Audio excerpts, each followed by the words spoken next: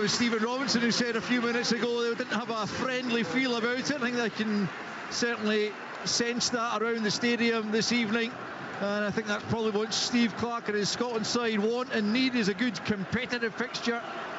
And of course the large crowd here anticipating a return to winning ways for Scotland. Northern Ireland will have something to say about that, of course, as they seek to build on a win over Denmark in their final qualifier, and then a draw away to Romania on Friday. A very creditable draw it was.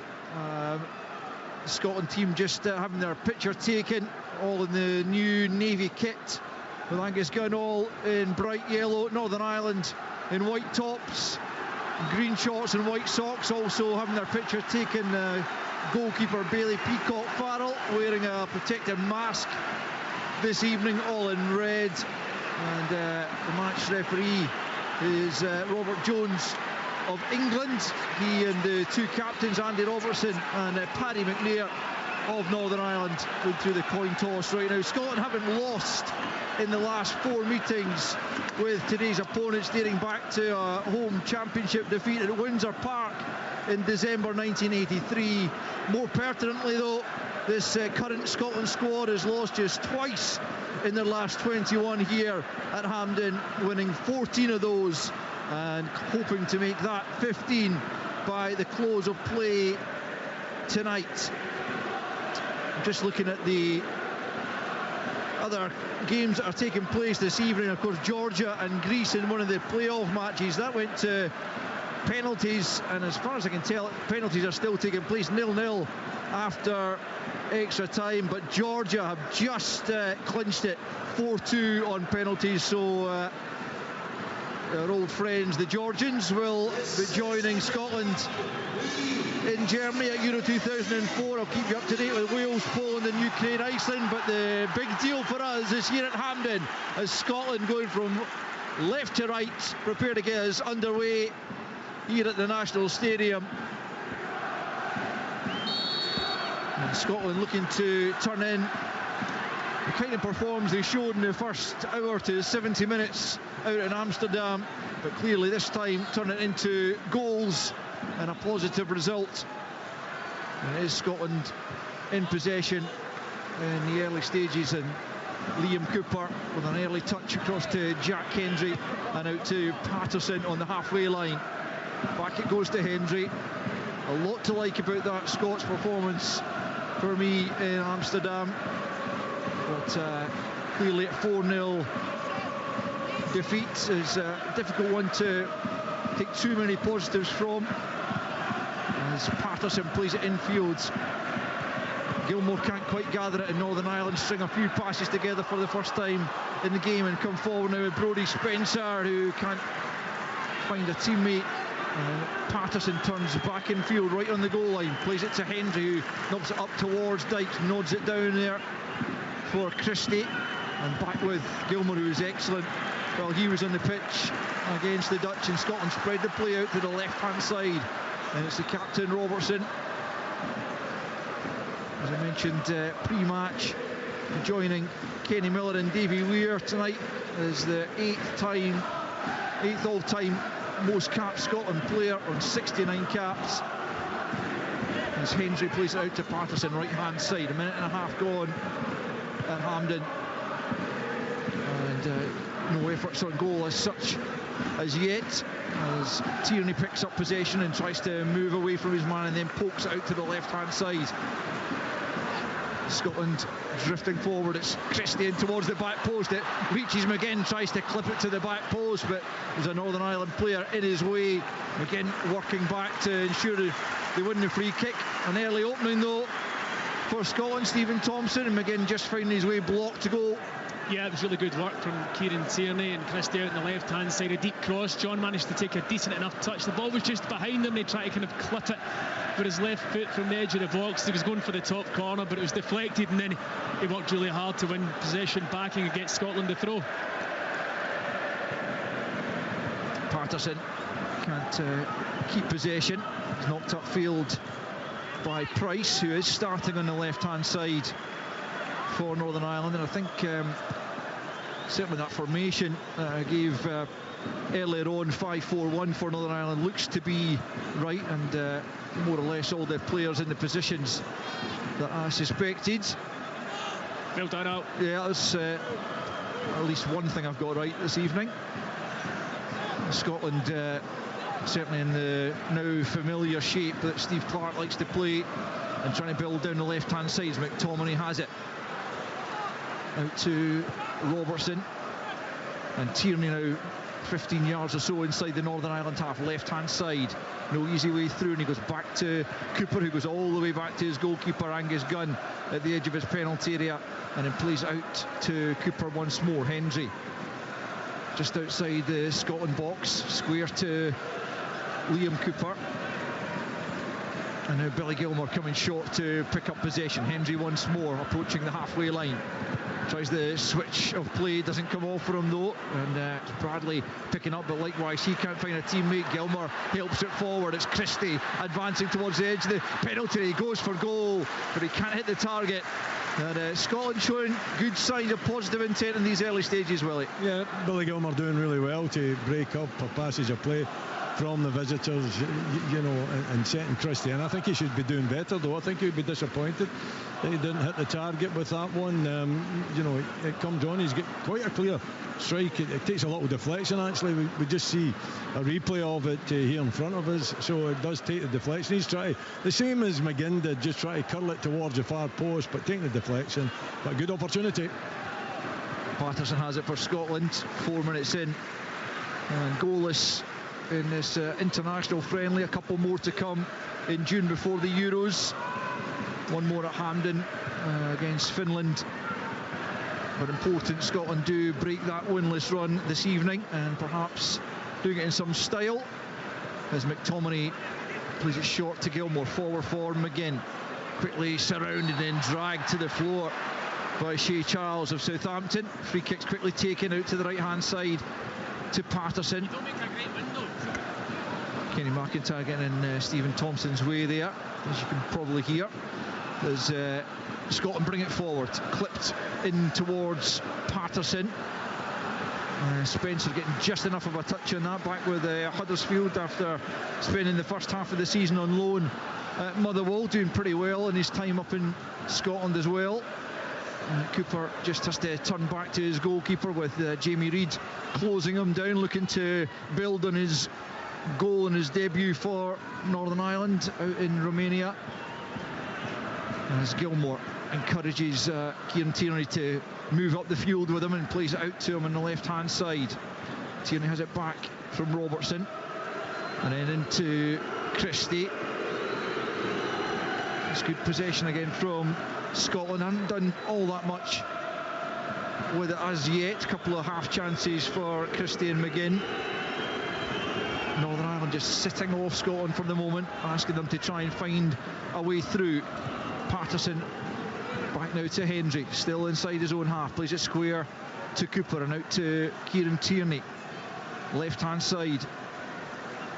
It's Christie swapping positions with Robertson and that left wing back role, and then switching it to Patterson, right hand side, tries to swing it into the edge of the penalty area, looking for Robertson this time, just to get a nick on that far side of Bradley, and it will be a Scotland throw. And they're going to have to be patient, you sense, Stephen, because they are holding this pretty much 9 men behind the ball. It's a different game from the one against the Netherlands, when, you know, they're more than comfortable coming forward, and that creates spaces and opportunity for you to exploit. You can see that Northern Ireland, hold on, I'll just let this cross come in. Yeah, it might yet come in. It's a low one, it's not a great one from Cooper, it was, who was up as part of the attack, and it's a poor ball, but Patterson makes the most of it. McGinn now closed down quickly by Spencer and couldn't get the pass away, and Scotland just dallying in possession there a couple of times, and Northern Ireland able to break forward up to the halfway line. Good challenge though by Cooper, and now McTominay moves forward with purpose up towards the edge of the penalty. He goes down. Was he fouled? Yes, he was, says Robert Jones, and it'll be a free kick to Scotland about 25 yards from goal, pretty central area. Good position for a free kick. It's a dive, I have to say, as much as Obviously you want to be positive for Scotland. For me, that's not a foul. I think he's left in and waited for the contact. We'll get a better look at it now as the replay comes in. Yeah, for me that's a dive, but we're not caring. We've got the free kick about 23 yards from goal, very central. A couple of players standing over. I was saying just before that, Northern Ireland are going to sit very deep, and it's up to us to try and break them down. It's a different type of game. We're going to have to be more creative. We're not going to have the space that we had against the Dutch. Yeah, Paddy McNair, very unfortunate to be penalised for that, you'd have to say, having looked at the replays of it, but it does present Scotland with the chance to get on the score sheet early on. 8 minutes played here at Hampden Park. Free kick to the Scots. About 25 out. Christie and McTominay among those over this one. The Northern Ireland wall lined up. McTominay goes for it straight into the wall, breaks back to Christie. His shot's charged down. McTominay will try once more, and again it's charged down, this time by Spencer as he came out. And Scotland not making the most of that opportunity at all as Gilmour's then closed down, but the pass does get through to Christie. Now it's Patterson, finds Christie once more on the right hand side of the penalty area, tries to feed it back to McGinn, gets just enough on it. McGinn helps it towards the back post, a great ball, and the cut back from Robertson comes off a Northern Ireland player and behind for a corner to Scotland. 9 minutes in, Scotland 0, Northern Ireland 0. Yeah, I mean, it's good pressure, an intelligent clip by John McGinn, isn't it, to the back post. Andy Robertson trying to see, was it a deflection? I mean, it was a good opportunity. He's ghosted in at that back post. He's trying to cut it back. That's what he's trying to do. I don't know. Maybe it's, for me, maybe the better decision would be to have a go himself. In swinging corners, well met at the near post by a Northern Ireland head. As Scotland try to retrieve possession out on the right hand side, they've done so. So that's good play, and Billy Gilmour picks up. It was Kieran Tierney out in that right wing position, winning the ball back, and it's fired back in his direction, but it's overhit and it's out for a Northern Ireland throw. Certainly all Scotland in terms of attack, but no saves as yet. No, but that was a really good moment. You know, the cross in from John McGinn, Willie used the word intelligent. It was put into an incredibly dangerous area. Andy Robertson just getting there. I think it was possibly too tight, Willie, just to get the shot away, and he's tried to cut it back, and we've won the corner. But we've certainly got all the possession in the game, and you know, it's all about what you do with that possession. When we do get the opportunity, our movement off the ball is going to have to be good. Midfield runners. Here comes Scotland into the feet of Lyndon Dykes, midway inside the Northern Ireland half. Right hand side, John McGinn plays it back to Hendry, tries to slide it forward again to McGinn. Out of play for a Scotland throw. Michael O'Neill just back heels it away to force Jack Hendry to go and retrieve the ball. Scotland pick up once more, and it's Tierney just inside his own half, spreading play out to Patterson, nods it forward, looking for him again, but it's knocked out of play. It's all Scotland just at the moment, no goals as yet. 10.5 minutes on the clock as Hendry has it forward for Patterson. Gilmour back to Hendry, and all the way back to the halfway line for Cooper. Perhaps a slight surprise inclusion from Steve Clarke today as Robertson tried to take that on the run there, just overruns it, and it's out of play for a Northern Ireland goal kick. 11 minutes played here and no goals. Yeah, I think Liam Cooper choice maybe is just to have a pure defender in there, I would suggest. You know, a big, tall, strong unit that enjoys defending rather than maybe, you know, a more mobile type central defender, just to give a little bit of security. Plus, you know, he has been round the squad for a number of years now, and hasn't had too many opportunities, so I think this gives him a chance to show the manager, if he needs, showing what he's capable of, and, you know, maybe using his experience to organise at the back as well. Yeah, he is one of those whose position in terms of being on the plane to Germany is perhaps slightly in doubt, with Grant Hanley and Scott McKenna, the other central defenders who were in the squad initially but both had to drop out, but both will come into contention. And you've got Ryan Porteous as well, so Suter as well, not going to take all of them. Suter's on the bench as well, so it's a free kick to Northern Ireland. It was an offside that was given just outside their penalty area. We've got 12.5 minutes played here. No threat as yet to Bailey Peacock Farrell's goal, but certainly Scotland have been the team doing all the pressing.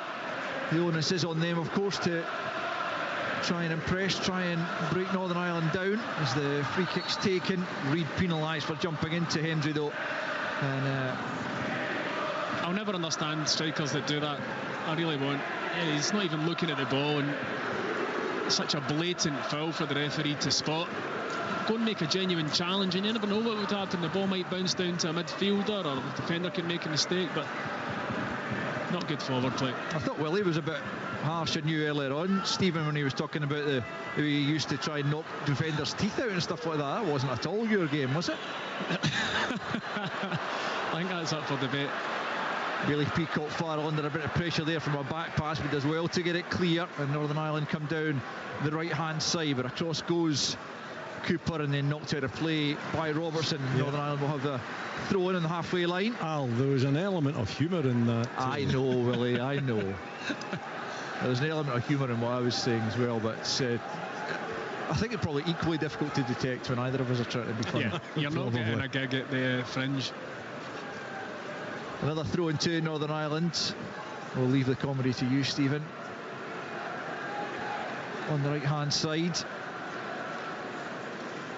Northern Ireland and Michael O'Neill trying to get back to that terrific level that they were at when they managed to get to the Euros themselves 8 years ago, getting to the last 16, beaten by Wales in the end. It's been rather downhill for them since then.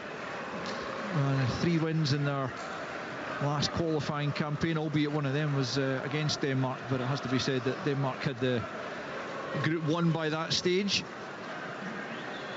Here is Cooper just on the edge of his penalty area, plays it short to Hendry. Perhaps not quite the same urgency in that Scotland performance so far as we saw against the Netherlands, but it is a very different type of game as Christie gets turned on the halfway line, tries to inject a bit of energy into it. It's taken out of play there, and it will have a free kick to about 10 yards or so inside the Northern Ireland half. Quickly taken again as Scotland try to get it moving up the tempo, and it is Christie in possession. Turns it back to Cooper just inside his own half. One way then the other, out to Hendry he goes with the pass up to the halfway line, gets it back from Gilmore. Northern Ireland staying in that 5-4-1 structure, not looking to let Scotland play through the lines with any ease whatsoever. Gilmore looking for an option. Out he comes to Patterson. Patterson with the outside of the boot, looked for the run at McTominay, but it was easily cut out, and Northern Ireland have it, and picked up by Isaac Price, who, as Stephen Robinson was saying, plays out with Standard Liège in Belgium at just 20 years of age. Ballard now, and out to the right hand side for Hume, but Scotland have won it back. Quarter of an hour gone, still no goals. Forward comes Hendry, and out to Patterson. Back infield to Billy Gilmore. Seen a lot of the ball early on, keeping things ticking over in the middle of the park. Cooper for Tierney, for Robertson rather. Back to Cooper. Tierney had taken that position out on the left hand side. Patterson having to rush to keep the ball in play there. It's the right type of ball though. I mean, because they've got the 5 and then the 4 are so narrow in front of them, we're trying to limit passes into Lyndon Dykes and passes for runners for like some McGinn and Christie through central areas. So when we do get it and lift our heads, it's certainly one of the back 3, the switch is the ball to play. It's just got to be done early, and it's got to be done more accurately. Scotland again with the ball in the possession at the back, playing it between the back 3 just at the moment. Cooper to Hendry, and then infield it goes to McTominay. It is a little bit of a slow pace just at the moment. Robertson is trying to turn that infield. Cooper just outside his penalty area, plays it forward to Billy Gilmore, and outside it goes to Tierney. Scotland finding it difficult to get the ball forward just at the moment. It's all one way then the other from side to side inside their own half. But there's Hendry trying to just lift his head. Dykes gives him a run forward. Let's see the aim, and Dykes has done well initially, then falls over his marker essentially. And Northern Ireland able to bring the ball forward, and they're going to try and spring a counter here. It's led by Charles, and out to the left-hand side for Reid. Reid left-hand side, plays it back to Spencer. Reid once more, midway inside the Scotland half on the left. Infield it goes to McCann. McCann quickly closed down by Gilmour, has to go back the way to Toll. And infield to McNair, and the impetus rather goes out of what at one stage looked a fairly promising Northern Ireland attack. Another opportunity here though for Price. He's giving that away straight to Patterson, and then Gilmour gets it to Hendry, and the Northern Ireland move breaks down altogether. Angus Gunn with a rare touch. Barely seen the ball in the opening 18 minutes, as Gilmour then tries to bring it forward.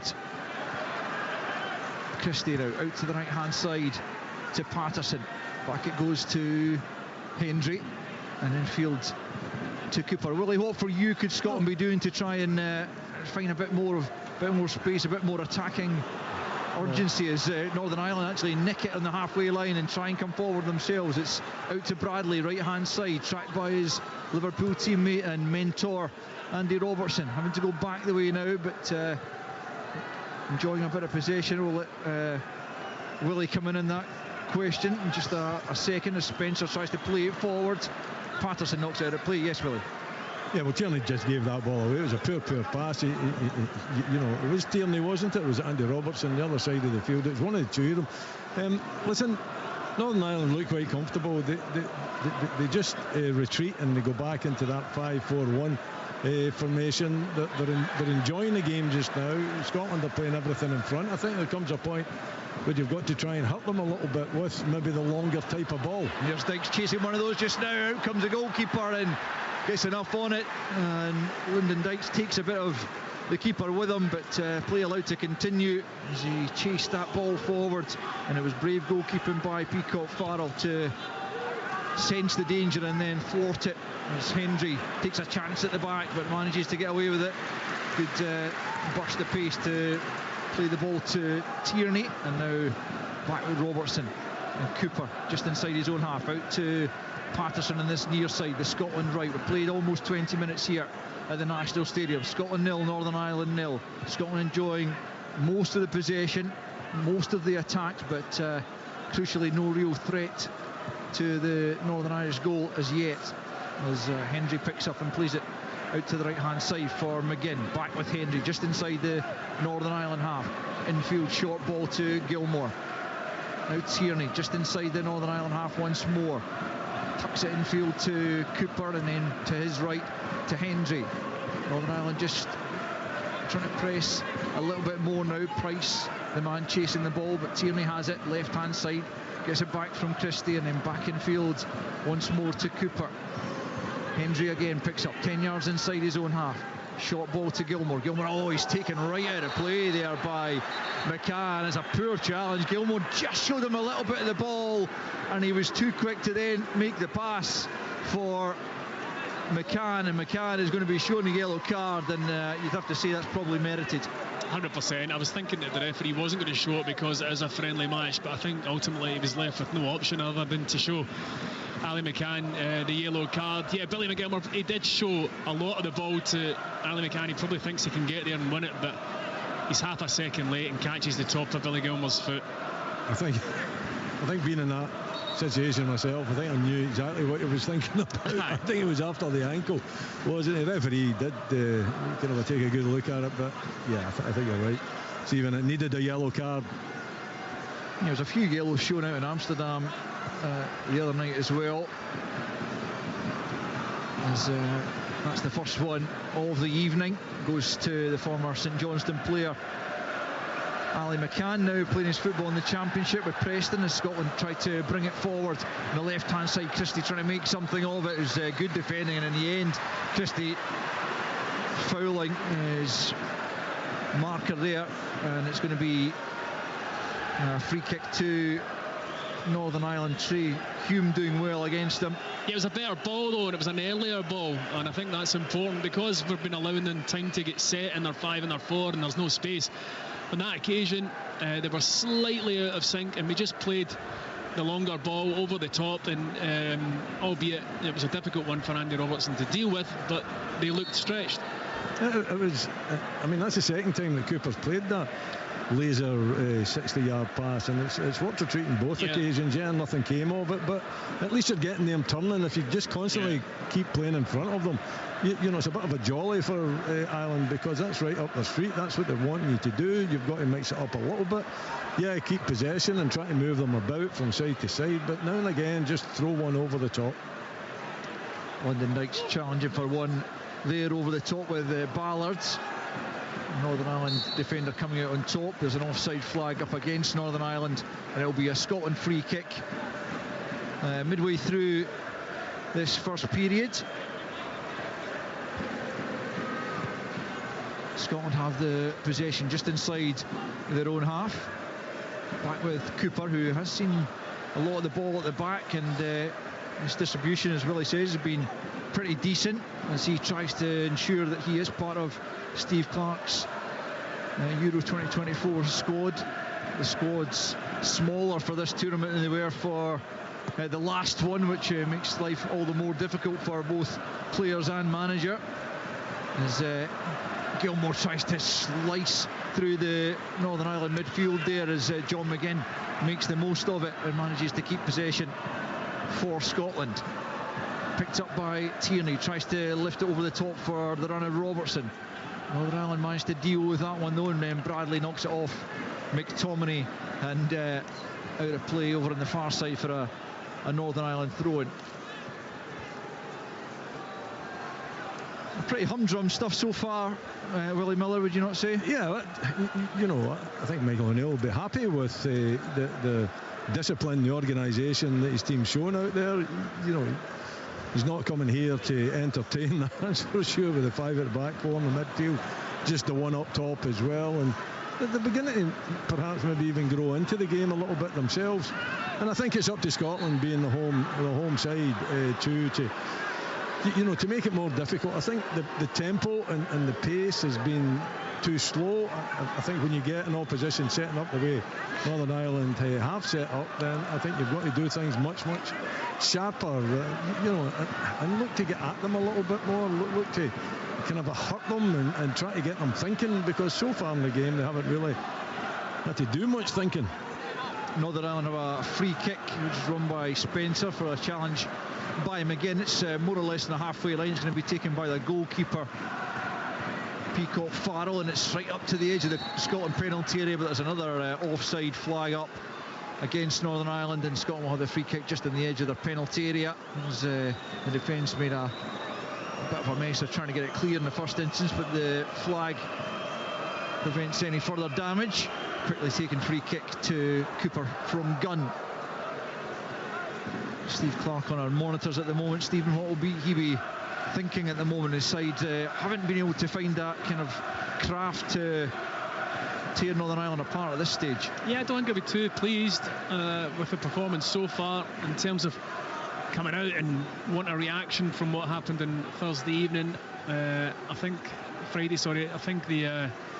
the possession of the ball, fine. I do think it can be quicker, as well as saying. I think we can be more direct at times as well. I think we need to use the switch of play more often. However, you've got to say that Northern Ireland, looking at it from their point of view, they're doing a terrific defensive job. They're closing us down. They're not allowing us space and time in the ball, centrally in midfield areas. You can tell, because all of our three centre halves have had more touches and possession of the ball than anyone else on the pitch. So we're finding it difficult, and it's up to us to come up with answers. I'm pretty sure if it remains like this, then you'll see changes at half-time, personnel changes, and maybe even a tactical change, and trying to find a way to make it more difficult for Ireland, because we're not asking enough questions of them at this minute in time. No, certainly not. Throw-ins taken, and that was an awkward fall there for Isaac Price. One of the Scotland players almost made a back for him, and he fell very heavily without any support to break his fall. I think he's probably winded at the moment, although he's told the referee he doesn't need treatment, so it will just be a drop ball in Scotland's favour. It was Nathan Patterson, actually, and he came to earth with a thud there. Young Price. Yeah, there's nothing worse when you're in mid-air and you know that you're coming down from about 5 or 6 feet and there's nothing you can do. You're going to make contact with the ground. It's exactly what happened to him there. He'd probably be winded, but thankfully he's back up on his feet. Yeah, Scotland have it then through Cooper out to Tierney, midway inside his own half. 27.5 minutes played, no goals to speak of. Played up towards Dykes to the left-hand side for Christie, and now Robertson joining in and managing to get the ball into the penalty. It comes to McGinn. He completely makes a hash of his attempt at goal there. Miss-kicking, good challenge from Patterson to win it back though. McGinn down at the corner flag on this right-hand side, plays it off Isaac Price, and it will be a Scotland corner. It could have been better though. I don't think John, got a clear view of it. He didn't know it was coming. It's there's a player in front of him. It's low. It's coming at fair speed at him too. He's kind of swung his leg. I think he's just tried to anticipate where the ball might have been, without really knowing where it was. Well, we will have an opportunity here from the corner kick then. Right-hand side, left footer, swung towards the back post. The Northern Ireland head meets it. Comes out to Robertson, who just tries to help it back into the penalty area rather aimlessly, behind for a goal kick. And after 28 minutes, it's Scotland 0, Northern Ireland 0.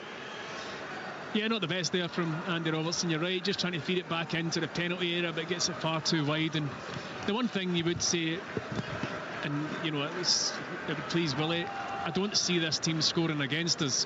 Whenever they have got into reasonably promising forward areas, their ideas seem limited in the final third. So I think we can be confident and hopefully that we aren't going to concede. What we do need to do is find better solutions to this defensive problem that we've got in terms of breaking Northern Ireland down. You mentioned a potential change of shape. I mean, would you be thinking about going to just a back four? Do we need effectively 5? Not for me, we defenders? Don't. No, and I wouldn't be adverse to bringing on a second striker either to tie up their defenders. But these are things for Steve Clarke to look at in the second half. He'll be hoping the last 15 minutes of the opening half that we can up it a bit. Hopefully this isn't a bad injury. It's Andy Robertson. He was just stretching for a ball, and the Irish player comes in and just, I don't know whether he twisted his ankle or his knee. Hopefully it's neither, but it looked like a twist rather than a hit. Yeah, he looks to be in some pain holding his left ankle. The Scotland captain, Trey Hume of Sunderland, the player that caught him, he wasn't holding back there. And this is a worry, not only for Steve Clarke in Scotland, for Jurgen Klopp, no doubt as well. He rolls it quite badly, and generally that means there's some sort of ligament damage. I think Hume gets the ball though early. I know it can still be a free kick and a foul even when you get the ball, if you think it's with undue force, and perhaps that's what the referee is thinking out there. But it looked an awkward one. He certainly looks in a fair bit of pain holding his ankle, and he's obviously twisted it. Yeah, you could see it kind of fold under him. Sometimes with those ones, it just kind of flicks underneath you and comes back again, and you're okay. You just hyperextend it and you can carry on, and hopefully that's what's happened there. Yeah, well, certainly he's sitting up and he's been helped to his feet now, Andy Robertson, but you wouldn't imagine it's worth taking any chances with the fitness of the international captain. Certainly not with the games he's got coming up at club level either, and I imagine Jurgen Klopp would have something to say about that. Huge moments in the season for his employers. Well, he's not long back from a long-term shoulder injury as well, Andy Robertson. Liverpool had to do without him, and they won't want to lose him for another period of time. He is going to come back onto the field of play. Thankfully, seems to be okay, but you wouldn't imagine he'll see out the 90 as the ball back with Angus Gunn.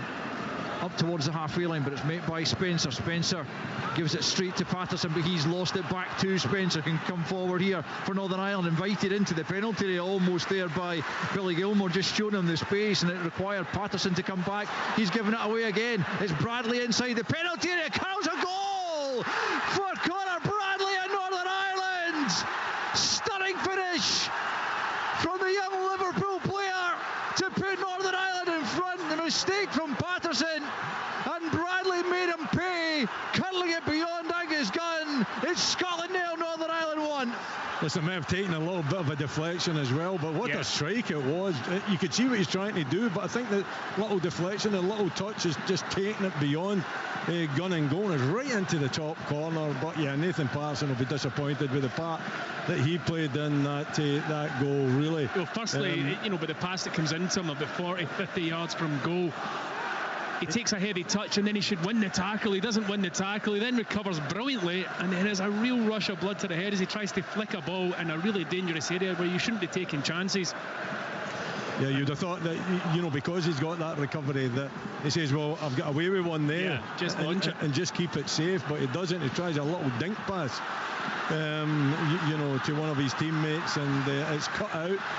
And then Bradley just looks and curls it. The deflection has just made it perfect in the top corner, isn't it? Awful. Just a nick off Jack Hendry, I think, wasn't it? He was trying to close him down. But Conor Bradley has his first international goal on his 15th cap, the 20-year-old. Ukraine 0, Iceland 1 in one of the Euro playoffs elsewhere. Still goals between Wales and Poland, to the best of my knowledge, and Georgia winning against Greece on penalties in the earlier game. But here at Hampden, Scotland trailing by a goal to nil, having dominated proceedings. It's a common story that's being told at the moment for the Scottish national team, but on this occasion they've not really created all that much themselves, and a mistake at the other end has allowed Conor Bradley to put Northern Ireland in front after 33 minutes here. Created virtually nothing, Alistair, despite having a large amount of possession. I said 5 minutes before Northern Ireland scored that I didn't think that they were going to score. I think we would get a clean sheet tonight, and it's come from an error. It's not really by Northern Ireland's brilliant player. They're cutting us open. It's two mistakes in a row from Nathan Patterson that have led to it. And the Northern Irish fans away to our left rejoicing. Kenny said about 1,600 of them. They're enjoying their night by the looks of things. Well, they might. Is that Robertson? It's gone down again. Surely we've seen the last of him. Yeah, he's holding his head this time.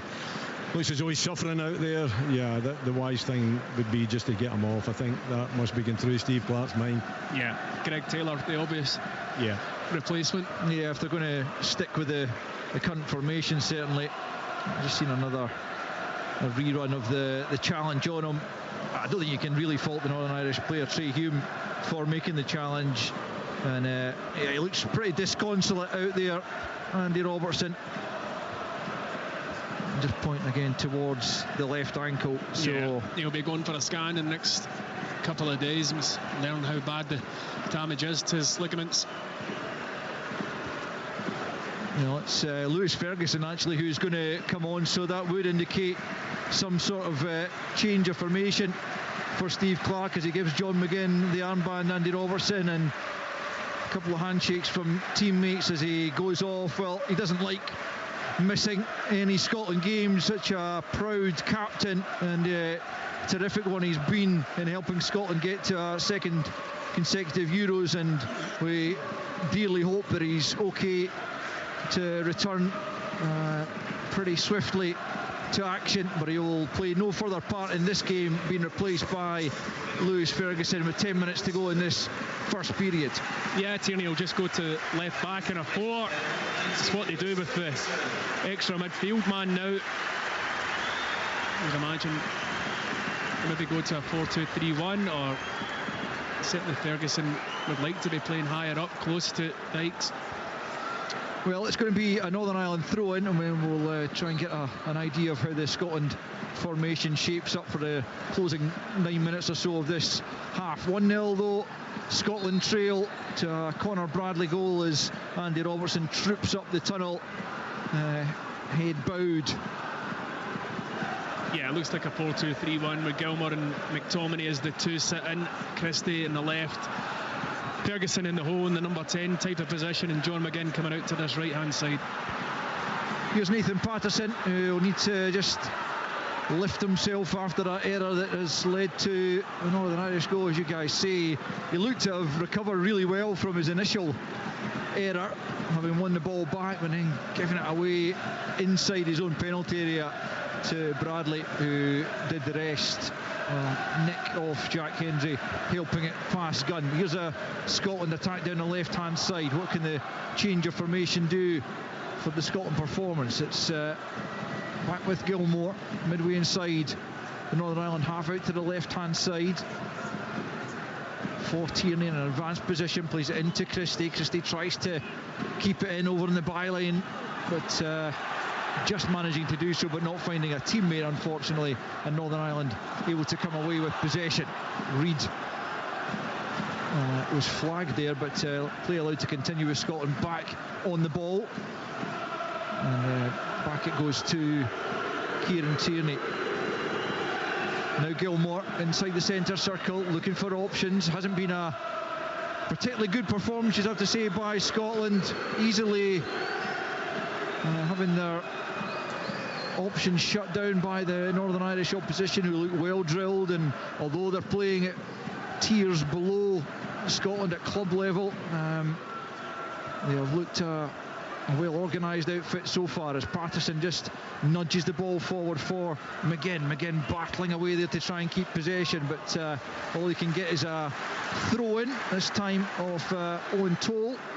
Quickly taken. Gilmour back the way though to Hendry. Hendry closed down, plays it to Gilmour once more, out to Patterson. Patterson closed down quickly as well by Spencer. Scotland throw in midway inside the Northern Ireland half on the right hand side. Scotland trying to move the ball quicker, but not having too much joy. Northern Ireland still with a bank of 5, then a 4, with Jamie Reid the sole front player, and it's working for them just at the moment. 1-0 they lead here with about 6 minutes left till the interval plus stoppage time. Scotland have it through Cooper, out to Tierney. Tierney forward for Christie, left hand side, and a sliding challenge, a heavy challenge coming in. That's going to be a Scotland free kick.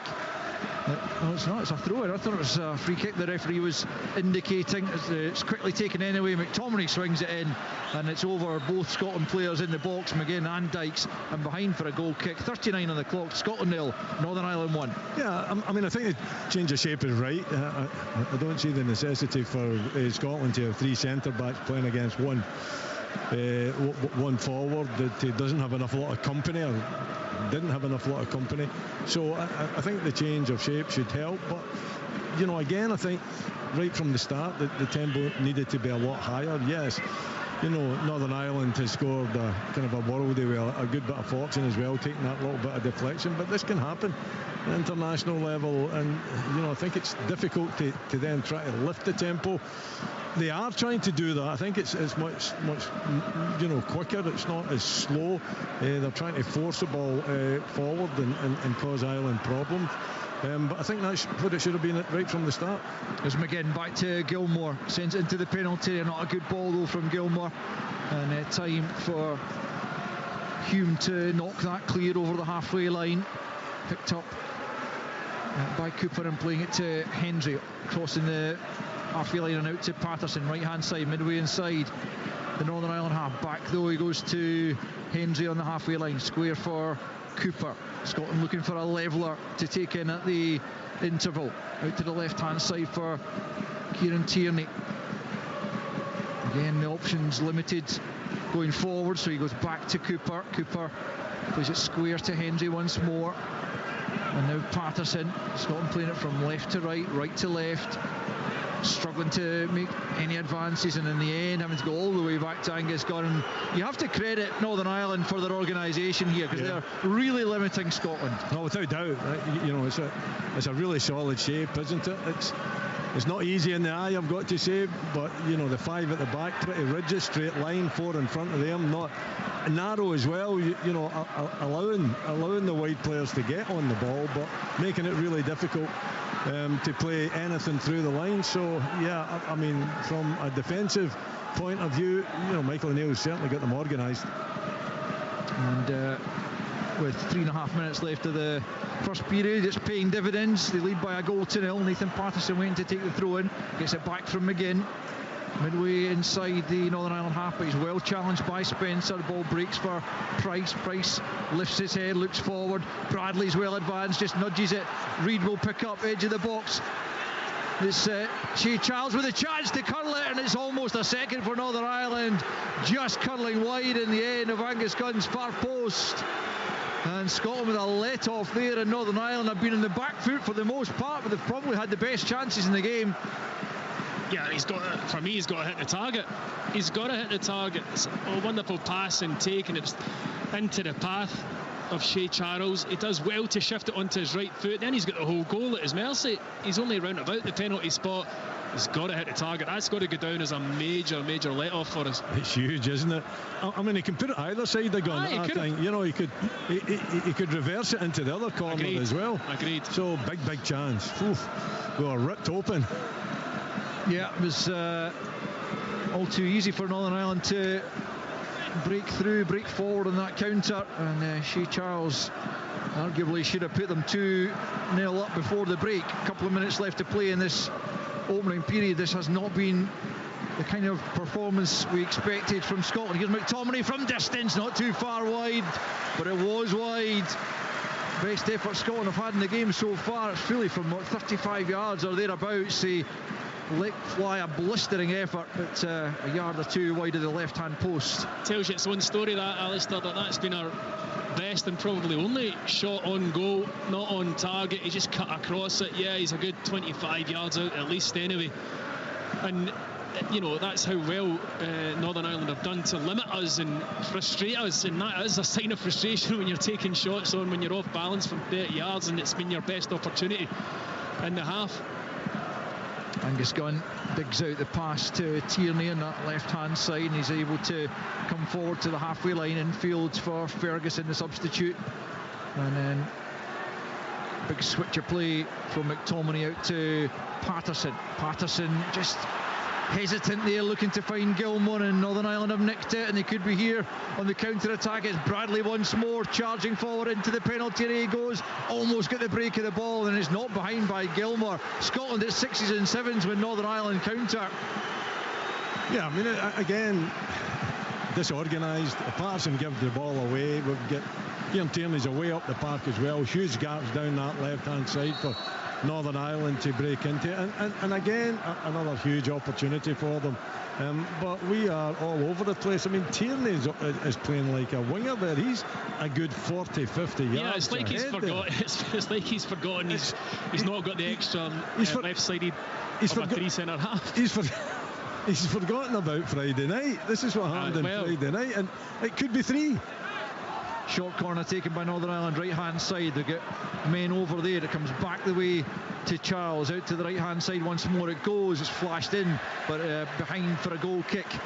Just a few seconds left of the 45, plus a couple of minutes to be added on now for stoppage time. But Scotland, well, especially since having fallen a goal behind, really have not played well, but hasn't been a good first half performance generally speaking, and you would imagine Steve Clarke will be letting some players know about it at half time. There's a foul in there. Northern Ireland certainly not holding back in some of the challenges. No, and they've got a very enthusiastic young group of players that want to prove themselves at international level. They're never going to make it easy for us this evening, you know, and you have to credit them. I think they've done exceptionally well when the ball has come into midfield, as it was on that occasion. They're snapping into tackles and trying to win the ball back. They've been defensively very sound. I mean, I think Lyndon Dykes has probably only had about 5 touches of the ball, mostly not his fault really, just a lack of service he's had from our players.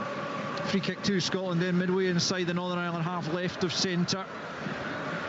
Gilmour and McGinn both over it. It's left to McGinn, who slides it forward. It's Tierney inside the penalty, and across goal it comes. A terrific ball, no takers whatsoever, all the way through. And it might have taken a nick on its way through of a Northern Ireland shirt, in which case it's a Scotland throw-in, but it could have been so much better than that, as Tierney flashed it across goal and no one could get a decisive touch. Gunn gets the ball back and knocks it forward immediately. Ferguson, right hand side, tries to cut it infield for Dykes. Northern Ireland have bodies in the way and eventually just hack it out to this left hand side for a throw in. That was a chance, Willie Miller. Yeah, it was.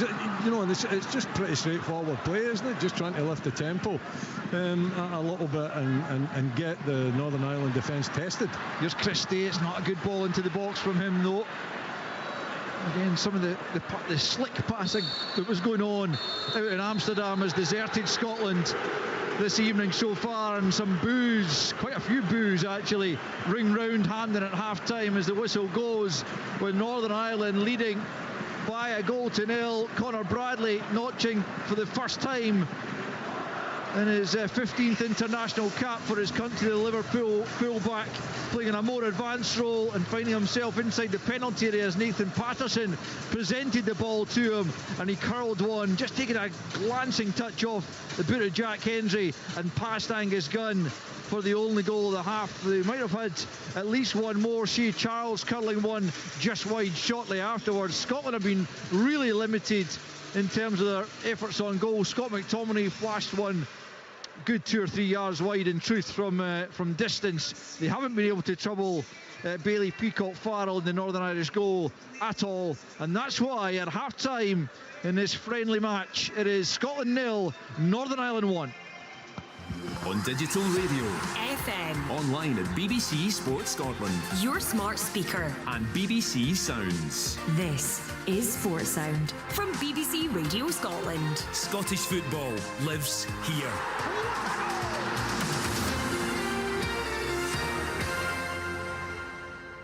On BBC One Scotland, an iPlayer. He went out into the water. He went into the water. This is the true story of an Inverness man who goes missing in California, presumed dead. The man's son reported he disappeared in treacherous waters. The boy went for a hike and never saw his father again. Kim Avis, he was a local celebrity, really constantly in the press. But when the discovery is made that he's a wanted man on the run, darker secrets emerge. Rumours started to grow that there's maybe a more sinister side to his character than everybody believed. Dead Man Running, tomorrow night from 9 on BBC One Scotland and iPlayer. You're listening to Sports Sound on BBC Radio Scotland, live from Hampden Park. Half-time, Scotland 0, Northern Ireland 1. Conor Bradley with a goal on 32 minutes. Tom English, let's call it as it is. Scotland have been dreadful in that first half. Yeah, look, they've created nothing at all. This time on Friday night, they created a lot of chances. They've created zero tonight. Their lack of accuracy in the final third has been pretty woeful. The use of the ball around the park has been pretty poor. Captain is off. They're 1-0 down. And it's a pretty nightmarish scenario at half-time.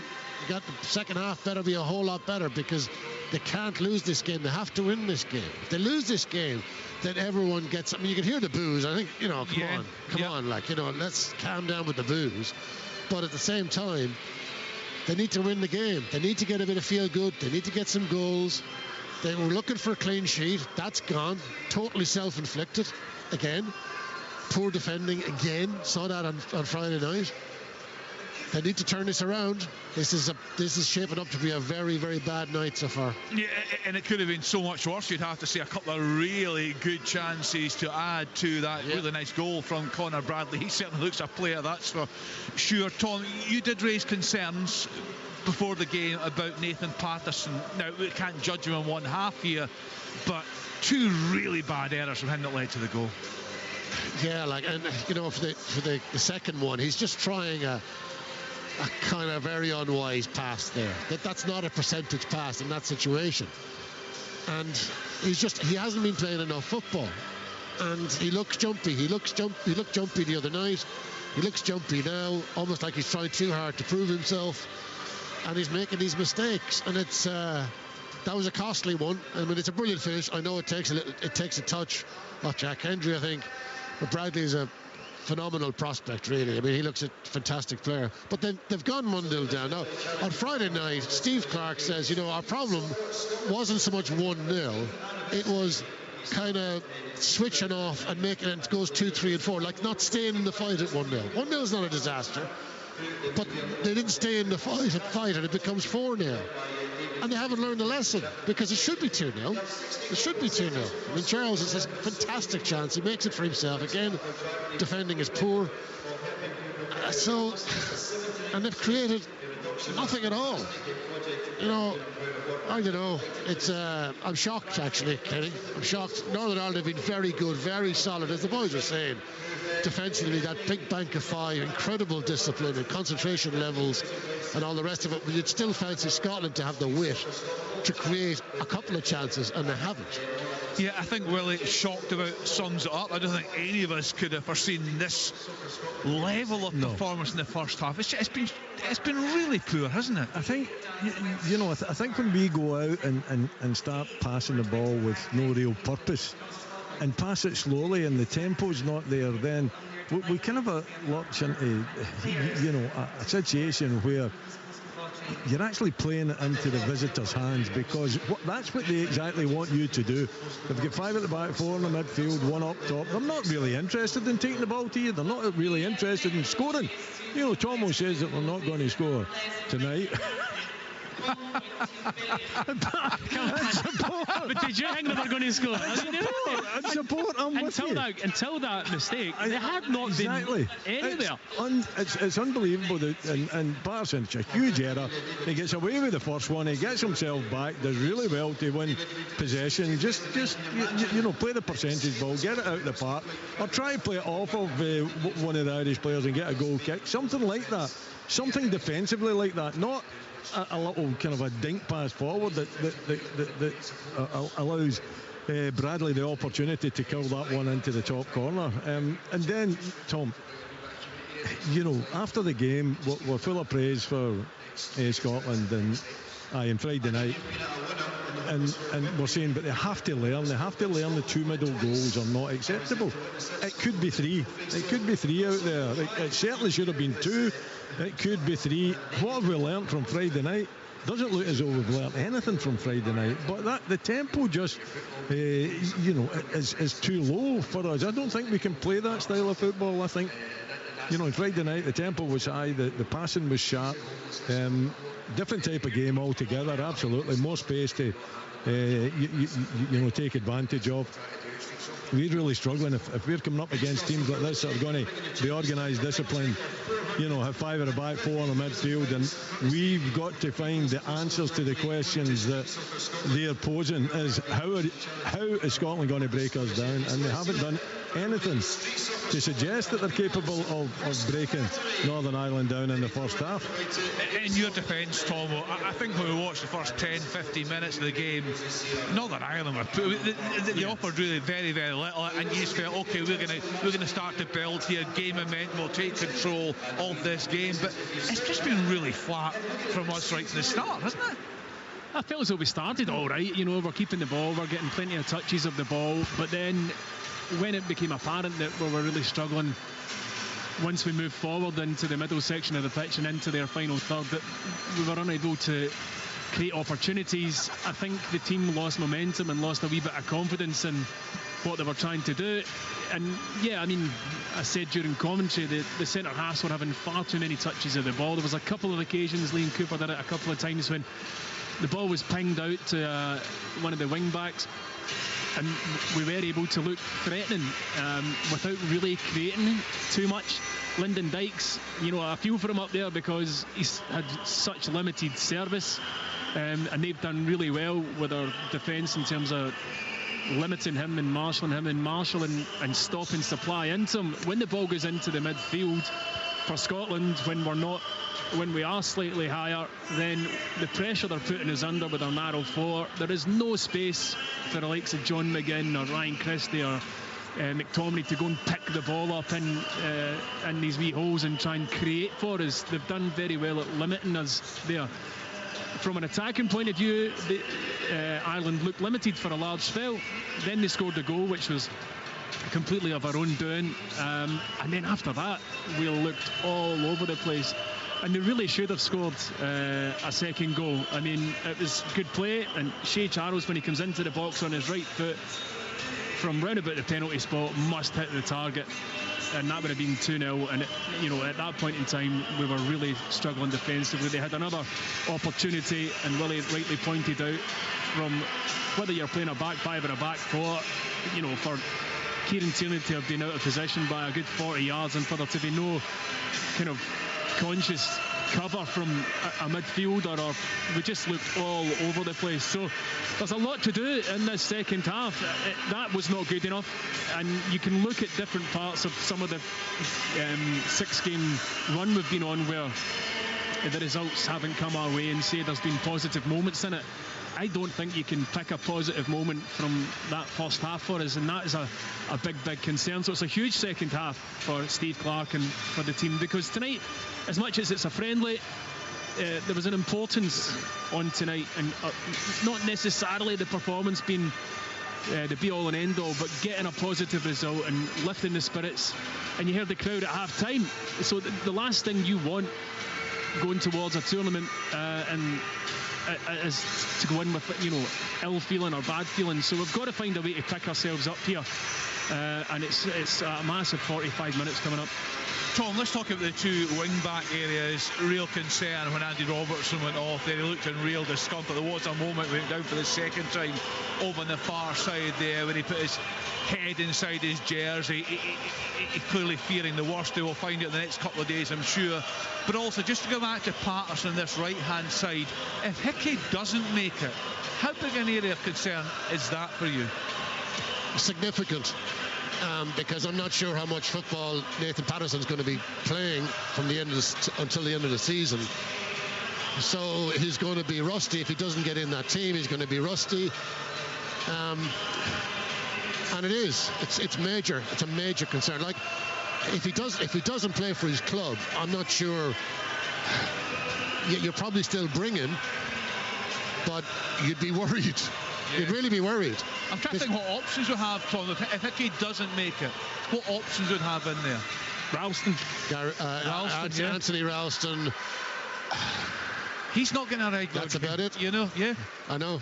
You're struggling. It's a real problem. It's a real problem.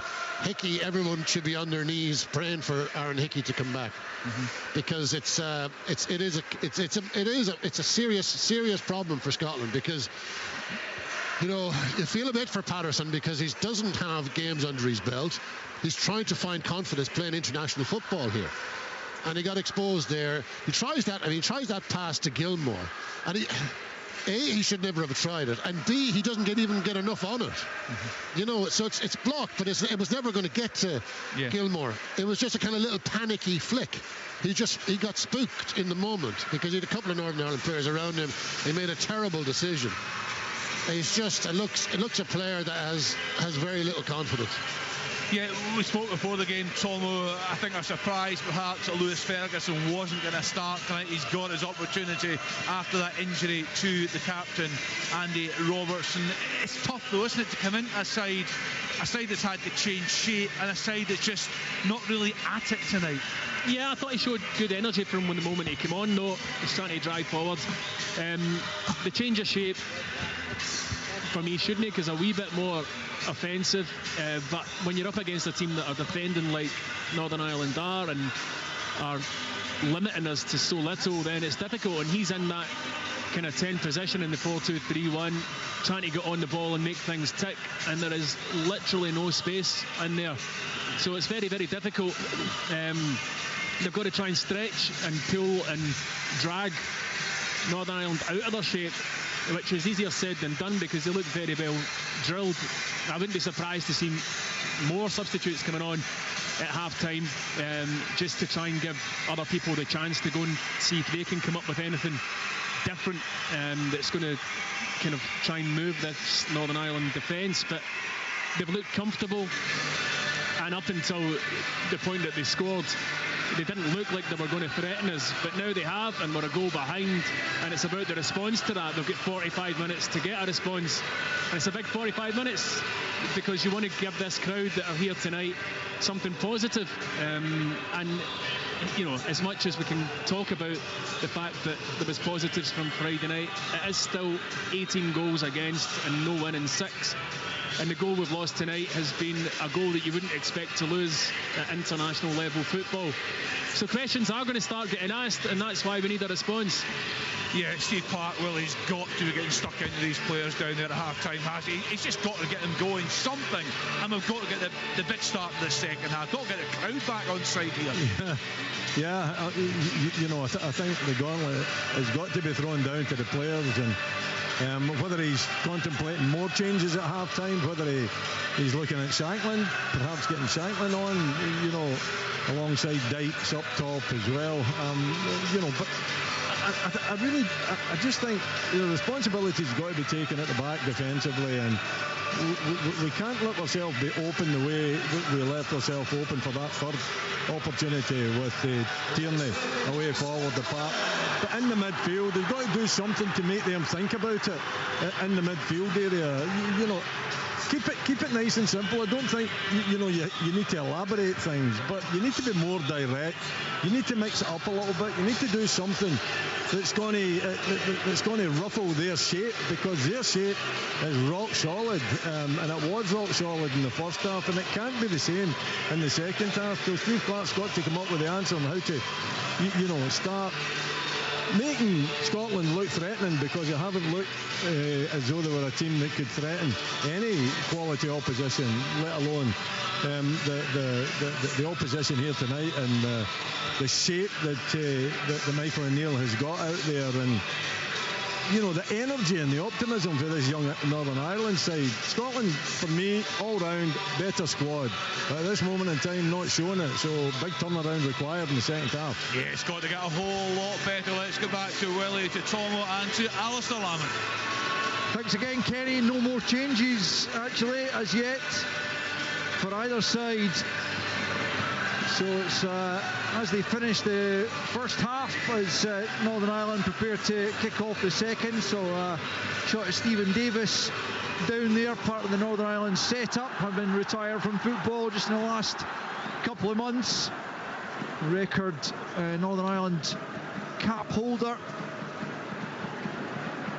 And back underway then, and hoping for a better Scotland performance in this second half, and at least a couple of goals to show for it. Hendry out to Patterson, and back with Hendry once more, and playing it back to Gunn, out to Cooper just outside his penalty area. Scotland going from right to left in this second period as we look at it from the high up in the main stand here at Hampden. Scotland again just playing the ball about at the back, as they did so often in that first period, frustrated by their inability to penetrate the Northern Ireland shape. There's Tierney though with a good ball into Christie. Now it's Ferguson poking it out to him again. Angle of the box on the right hand side. Uses Patterson as a decoy. It was a weak shot from him again, and an easy take for Peacock Farrell, the Northern Ireland goal, but it is a shot on target 1 minute into the second half. Scotland 0, Northern Ireland 1. Yeah, and you've got to show your intent. You've got to try and get the crowd on your side in the second half after a kind of a lacklustre first half performance, and the directness there, the movement, creating a little opportunity for John McGinn to get it onto the left foot. It was a poor and weak shot, wasn't it? Straight at the goalkeeper. It wasn't one of his best efforts, but as you said, Al, at least it's a shot on target. Yeah, which is not something we could say about anything in the first half. Well, I can recall, at least, that I did think the stats showed that we had 77% possession in that first period, but it's what you do with it that counts. And Northern Ireland with their 23 managed to get the goal, the only goal of the game so far. Here's Christie, left hand side, just knocks it back to Tierney. Tierney, a nice bit of skill, and he's marauding down that left flank. Tierney lifts the head, cuts it into the penalty area. Ferguson gets a shot in, takes a deflection. He claims it came off a Northern Irish arm. Play continues as the ball breaks out to McGinn on the right hand side. Then Gilmour with an early ball forward, looking for Patterson. Bit better tempo about it from Scotland at the start of this second period. Throw in quickly taken.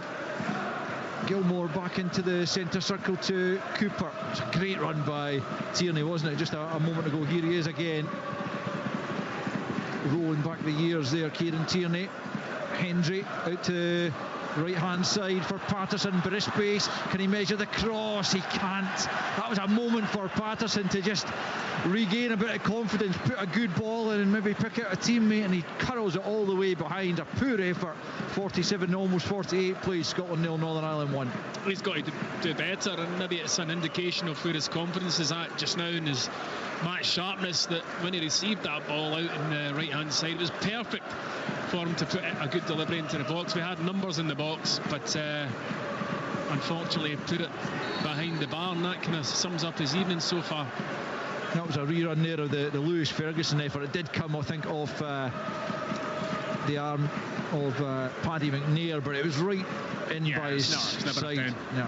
There is a Northern Ireland player down on the halfway line. I think it's Jamie Reid holding his head, and play is stopped for the moment.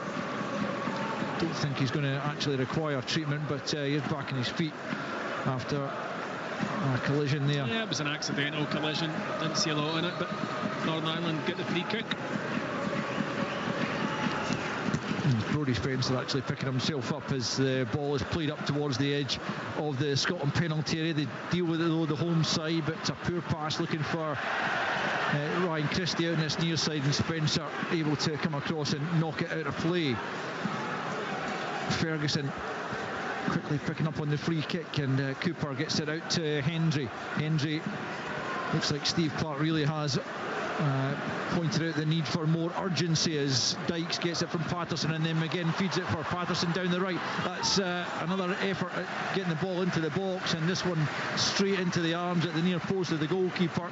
But Scotland certainly moving the ball about that bit quicker this half. Yeah, but you know, it's simple and it's straightforward. You know, I don't think you have to think about it too much, to be honest. You're playing against a team that are set up rigid defensively, then you've got to make the tempo and be really slick and fast with your passing, and you know, maybe get some overloads going, and you know, some space created, and even centre backs, you know, driving forward with the ball and using it early, and both the centre backs are capable of doing that, and obviously Tierney is pretty good at bursting forward, so we need both full backs prepared to get forward, centre backs as well to take you know, more responsibility instead of what Jack Henry just did there, and just dwelled on the ball. You've got to use it quickly, get it forward, and if you're in any doubt, just dink it over the top and invite your strikers to go and try to get on the end of it. Yeah, Hendry running into trouble there, and eventually fouling Jamie Reid, and Northern Ireland have a free kick 10 yards inside the Scotland half. 50 minutes on the clock. Scotland 0, Northern Ireland 1. The goal coming in 32 minutes from Liverpool's Connor Bradley as the free kick is taken. Ferguson battling away there and coming out on top and moving it down the left hand side for Tierney's sliding challenge there from Bradley, shoved away by Tierney as he claimed for the throw in. Thought it might have come back off Tierney actually. That was certainly Bradley's claim, but the throw in goes Scotland's way. Cooper plays it into Gilmore. Now it's Hendry back to Cooper, still midway inside his own half. Out to Tierney, left hand side, gets a break of the ball there and off Bradley, and then plays it back to Hendry, quickly to Gilmore, and Gilmore lifts the head and thinks, what can I do from here? Plays it forward looking for Ferguson, gets a flick on. Christie in a good position, left hand side of the box, tried to cut it back, and the ball eventually behind for a goal kick. It was intelligent though from Lewis Ferguson there, just a little. The wee flick header was good, yeah, just knows exactly what he's trying to do in finding Christie.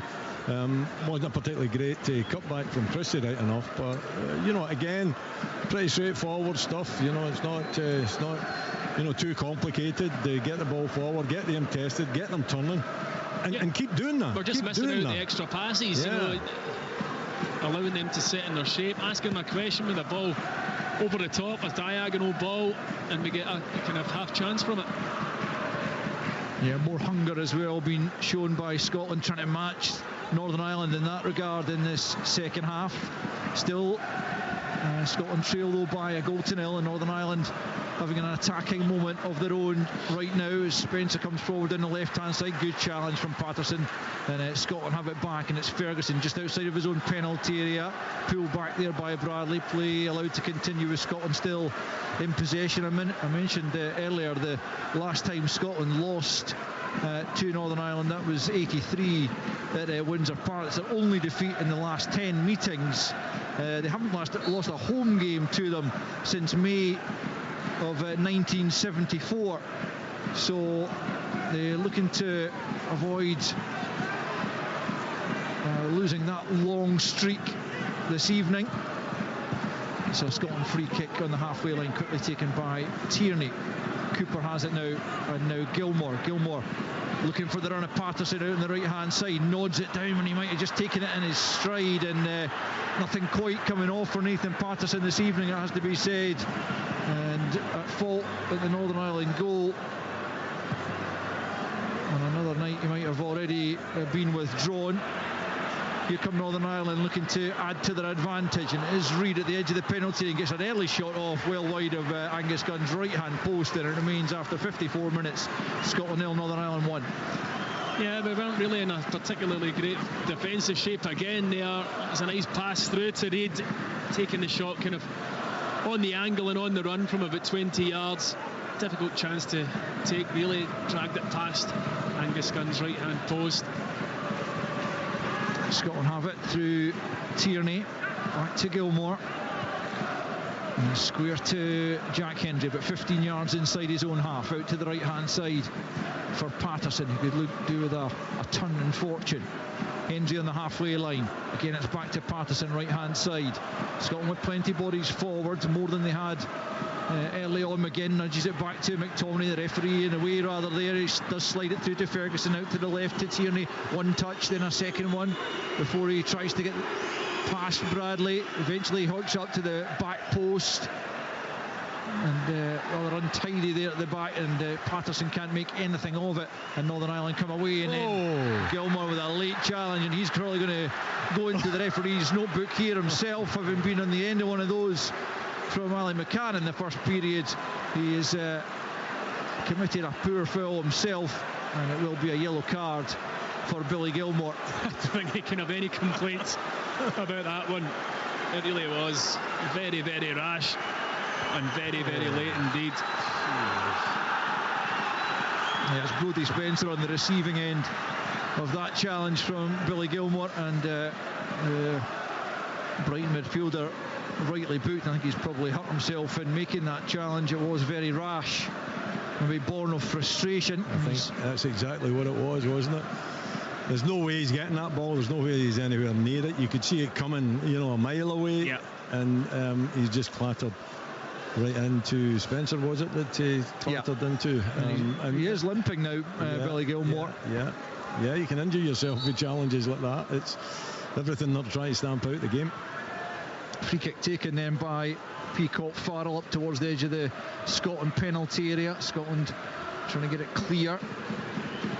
Failing to do so though, it falls to Price, who takes on an ambitious effort, and that's well wide of Angus Gunn's goal. You could see he was just trying to set up nicely for him actually, and just trying to lift it over Gunn, but didn't get the right direction at all, and it's harmlessly behind. 56 played, Scotland still trailing by a goal to nil as Tierney with a lovely switch of play out to McGinn, but McGinn couldn't bring it under control as Northern Ireland prepared to make a change. Scotland have won it back. It's good work from McGinn. Then McTominay skips away from a challenge or two, then he's taken out of play by Charles. Getting a little bit tousy out there as Northern Ireland are about to make a change this evening, and it's going to be former St Mirren man Josh Magennis who will come on, and he's going to replace Jamie Reid, who hasn't been able to add to his international tally, but obviously Scotland trying to get instructions on here for this set piece. Austin McPhee, the set piece master, obviously gets something up his sleeve here. It's Gilmour who's going to take it. It's just a few yards outside the centre circle, very central area, but maybe they can work something. Gilmour plays it to the sort of left channel looking for Cooper. Doesn't really get much on it. It's knocked out of play, and it'll be a Scotland throw-in and no more. A few yards away from the corner flag on the left-hand side to be taken by Tierney. Looking for options. He wants someone to come closer. He throws it back to Gilmour at the edge of the box. Tries to get away from a challenger to it.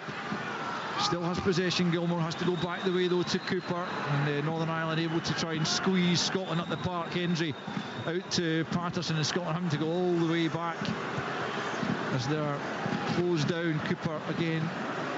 It's all a little bit laborious at the moment from Scotland. Nothing like the quick passing we saw against the Netherlands, but here they come. McGinn tries to help it forward. I think Ferguson was offside, indeed he was, and the offside flag goes up at the edge of the penalty area, and it will remain Scotland 0, Northern Ireland 1, with almost an hour played. Just a minute short of that right now. There has been an improvement in terms of the performance in the second half, but we're still nowhere near what we're capable of out there. We have up the tempo, but we're still not creating opportunities, good opportunities, and looking like a dangerous team to play against. Here's Bradley for Northern Ireland, fouled by Tierney. Two of them having quite the duel, and Northern Ireland have taken the free kick quickly, and it's a good curling ball from Hume there, just a little bit too far ahead of Price before he could get into that penalty area, and it's out for a throw-in instead on the far side for Scotland, about 15 yards away from the corner flag. And Scotland still rather toiling here, as you say, Stephen, nowhere near the levels they've reached. I was just thinking at half-time when the discussion was going on, and clearly there'll be a further post-mortem after the game if they don't turn this one round. Can we take any solace from the fact that it's unlikely that any of the teams who play in the Euros are going to have this kind of formation against us? They're going to be much more the type of team that will come out and try and win the game themselves, and it will allow Scotland that bit more freedom to go and play. I think you can, yeah, and that would obviously be the assumption that we would make as well, that perhaps we play better against teams that want to, be open, take the game to you, be in the front foot than what we're witnessing tonight. But you've still got to, I think, just keep it as simple as you possibly can. I'm sure Steve Clarke knew. You know what Michael O'Neill was going to play in terms of his tactics. So if you know that, then I don't think you pass the ball around the way we did in the first half and just kind of take the tempo right down. I think you do the exact opposite. So maybe if we can learn that from tonight's game, in case we do come up against a formation like this, which I think is very doubtful, but you just never know. And you go away having learnt something from the game. Gilmour picks up in the middle of the park, back with Tierney, about 15 yards inside Northern Ireland territory, out to Ferguson on the left-hand side. Tierney once more, tries to move away from Bradley, quickly closed down, and he's caught off the ball by Bradley. It's not the first time those two have come together. Just in the last period, there's a handshake between the two as play rages on, and Scotland will have a free kick on the far side this time as McGinn's taken down. And it's certainly not been played as a friendly. No, well, you'd have to say Northern Ireland have been right up for the game. They've looked really hungry to, especially since they've scored, to defend their lead and hold on to what they've got. Wins have been rare for them.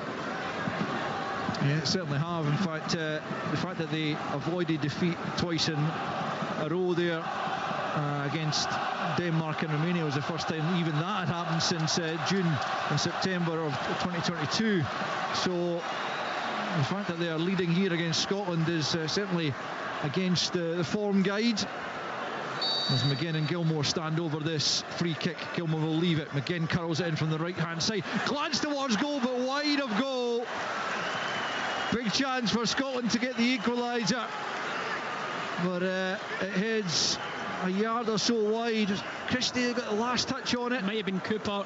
It was hard to see. It was one of the two of them. But yeah, I mean, it was a difficult one. It was a good ball into a really dangerous area, but he's not really got a clear header at it. He comes off almost the back of his head. And unfortunately for us, goes about 1.5 meters past the post.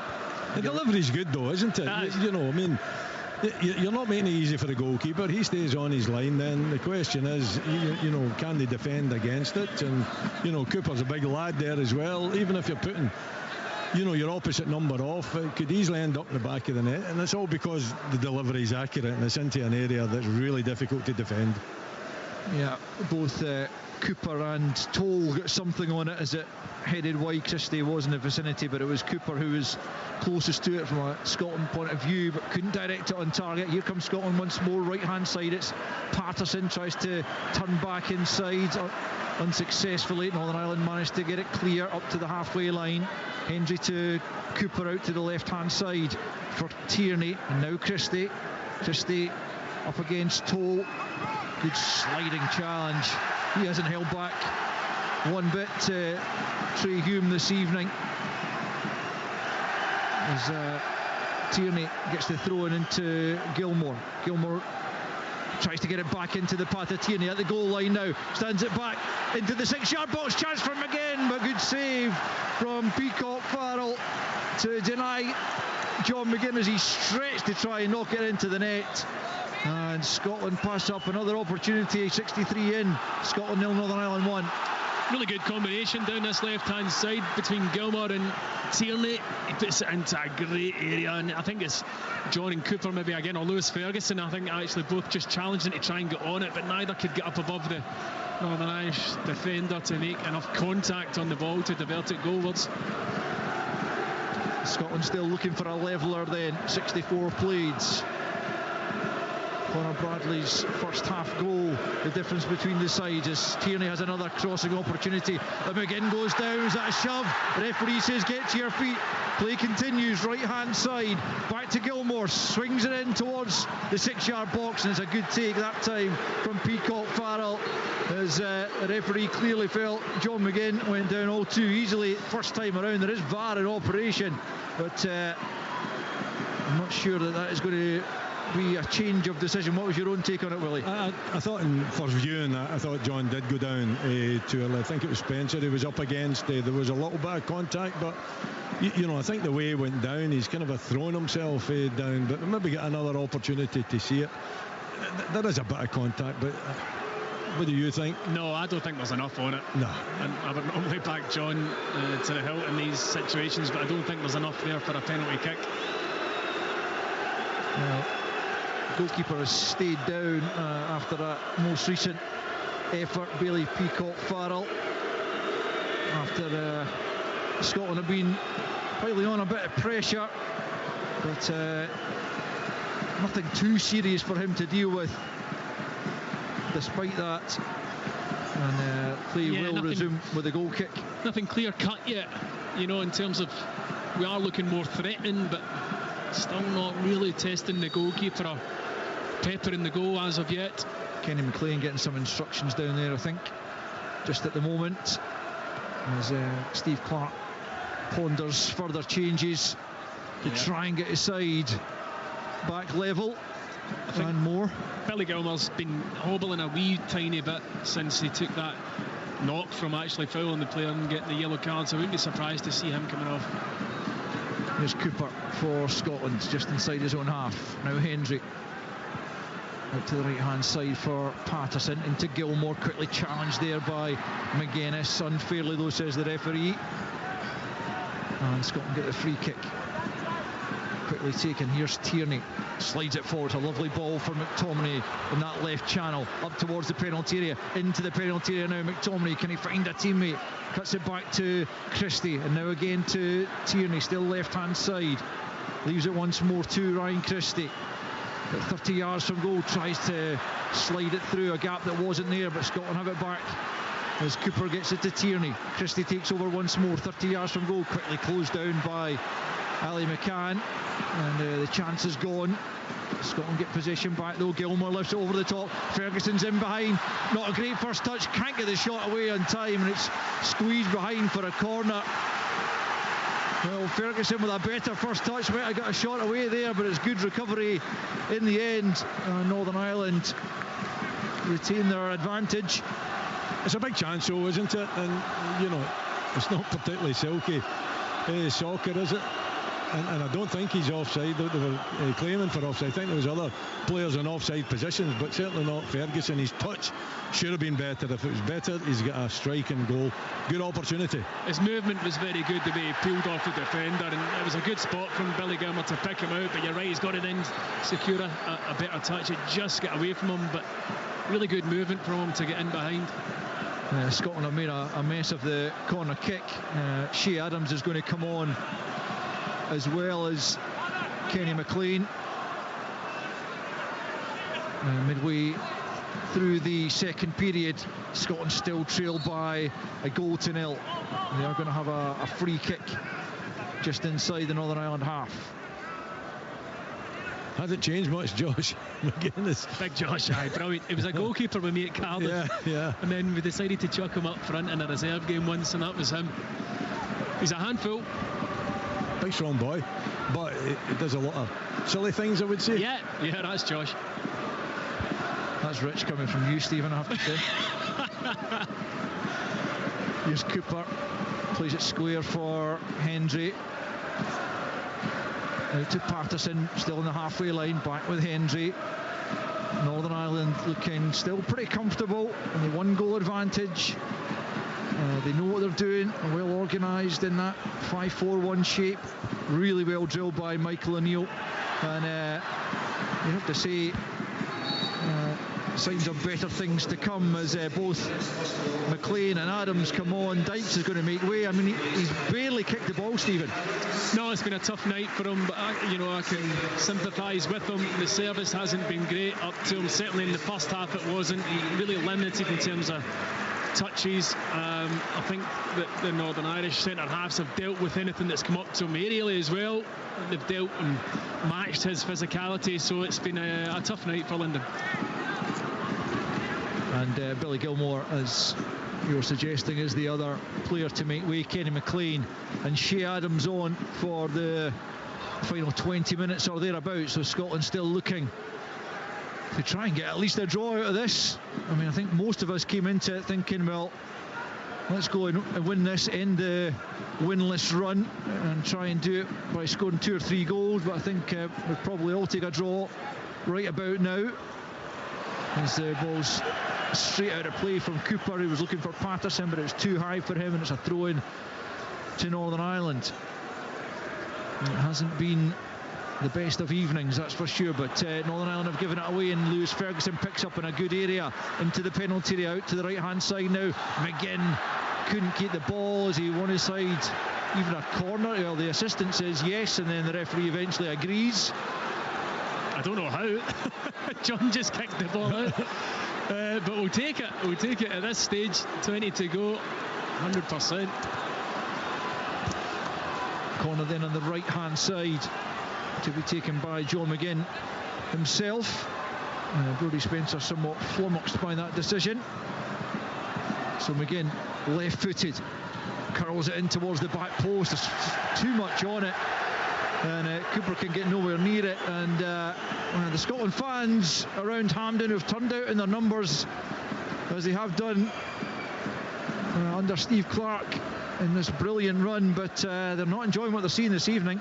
No, they're not, and you can understand that it's a bit of frustration from them. They know that this team is capable of much better, and they're not seeing it tonight. And you know, on the back of the results, last 6 results and this one going into the 7th, and I think the fans have got every right to voice their opinion, and I don't think you can expect anything else. And Scotland have just got to stick with it and try to. It's been a much better performance in the second half, but it's not been a sparkling performance in the second half. So fans are just looking for much better. They were expecting a lot more tonight.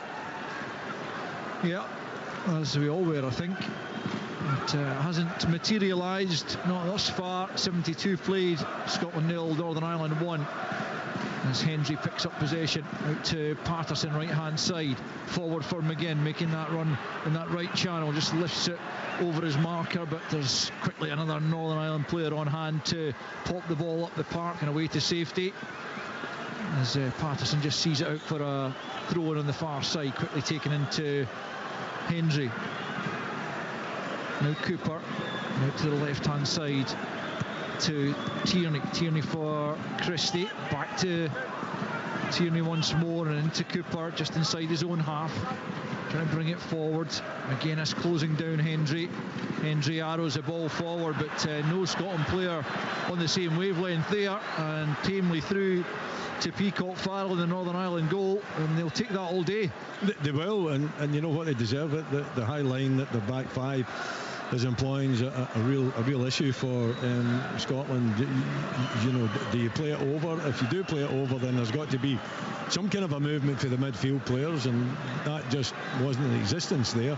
But that high line makes it really difficult to find, you know, the little passes in the ground as well. So again, Michael O'Neill, tactics and organisation and discipline's been pretty good. Tierney trying to find Ferguson, but in steps Daniel Pollard.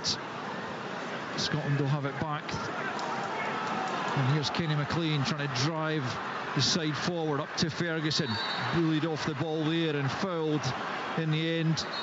And it will be a Scotland free kick as McNair is penalised. Northern Ireland player down with cramp at the moment. 74 on the clock. Yeah, it was that amazing run he went on just a few minutes ago. I spotted him pull up straight away. Cramp.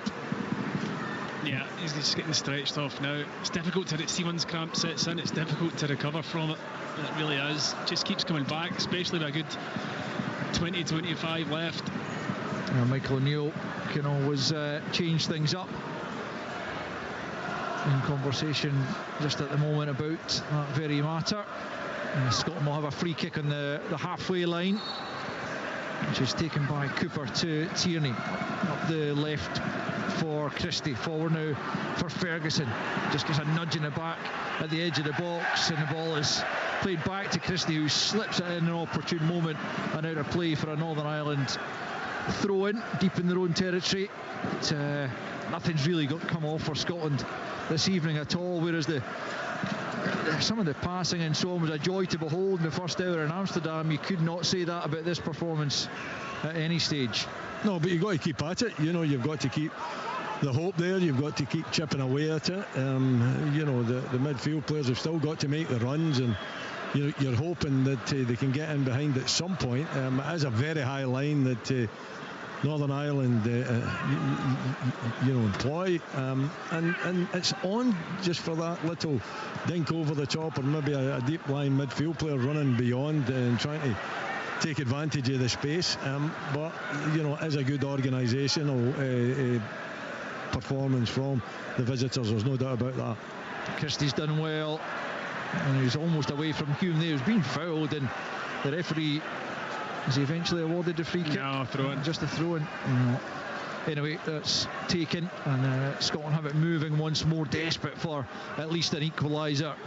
They will know how important it is to get some sort of positive result, even if you could consider a draw to be a positive result tonight. It's certainly better than a 1-0 defeat, which is what they're staring at just at the moment. We've already gone 6 games without a win for the first time since September 2008. They don't want that to turn into 7. Also don't want a first Northern Irish win on Scottish soil since 1974. Scotland have it on the halfway line. Back the way it goes to Hendry and square for Cooper. Out to Tierney. A couple more Scotland changes about to happen as Christie picks up left-hand side, looking for Ferguson. He's taken right out of play. That was a seriously poor challenge coming in there from Paddy McNair. The referee's just having a word with him, but he was right through the back of Ferguson. And Scotland will have a free kick about 35 yards from goal, left of centre. Not a bad position, but Ferguson thankfully back on his feet. Here's the changes coming. Christie is coming off, and so too is John McGinn. And Shankland and Armstrong are the two players who are going to come on. And an opportunity then for Lawrence Shankland to get among the goals for Scotland, hopefully. And Armstrong coming on for his 50th cap tonight.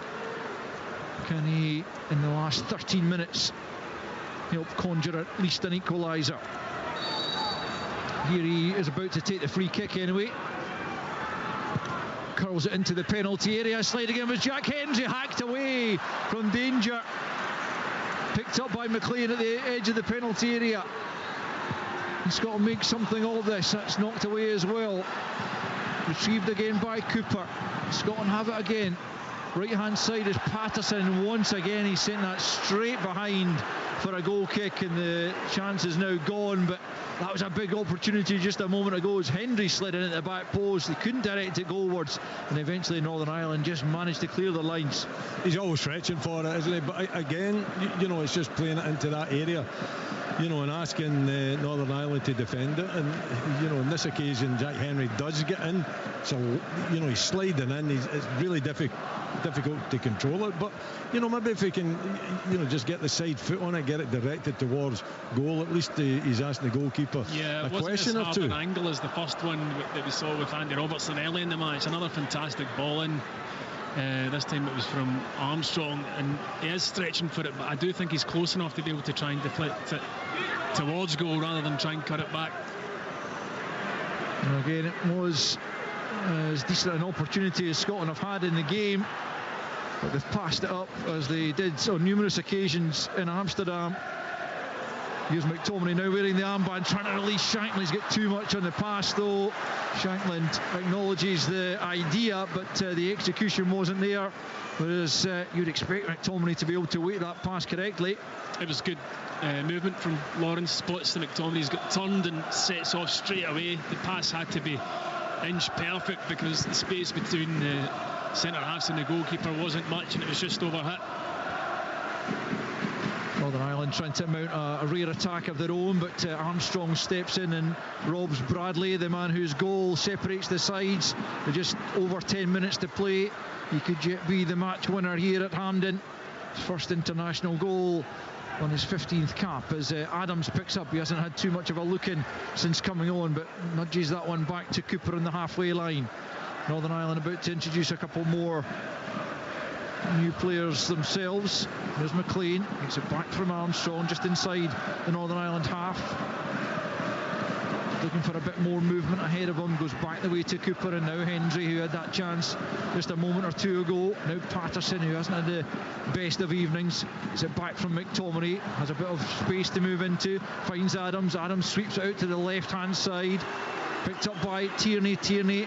Left hand side of the penalty area, flicks it in right footed, and it's flicked away for a corner kick on that right hand side as the Tartan Army tried to get behind their side as they search for an equaliser. 10 to play, Scotland 0, Northern Ireland 1. Yeah, they're just wanting the tempo to be the way it was there in that passage of play, and mostly forward passes, switching it from side to side as well, and then a very decent cross from Tierney into the box, testing that Northern Ireland's defence again. But hey, they've stood strong, haven't they, so far anyway.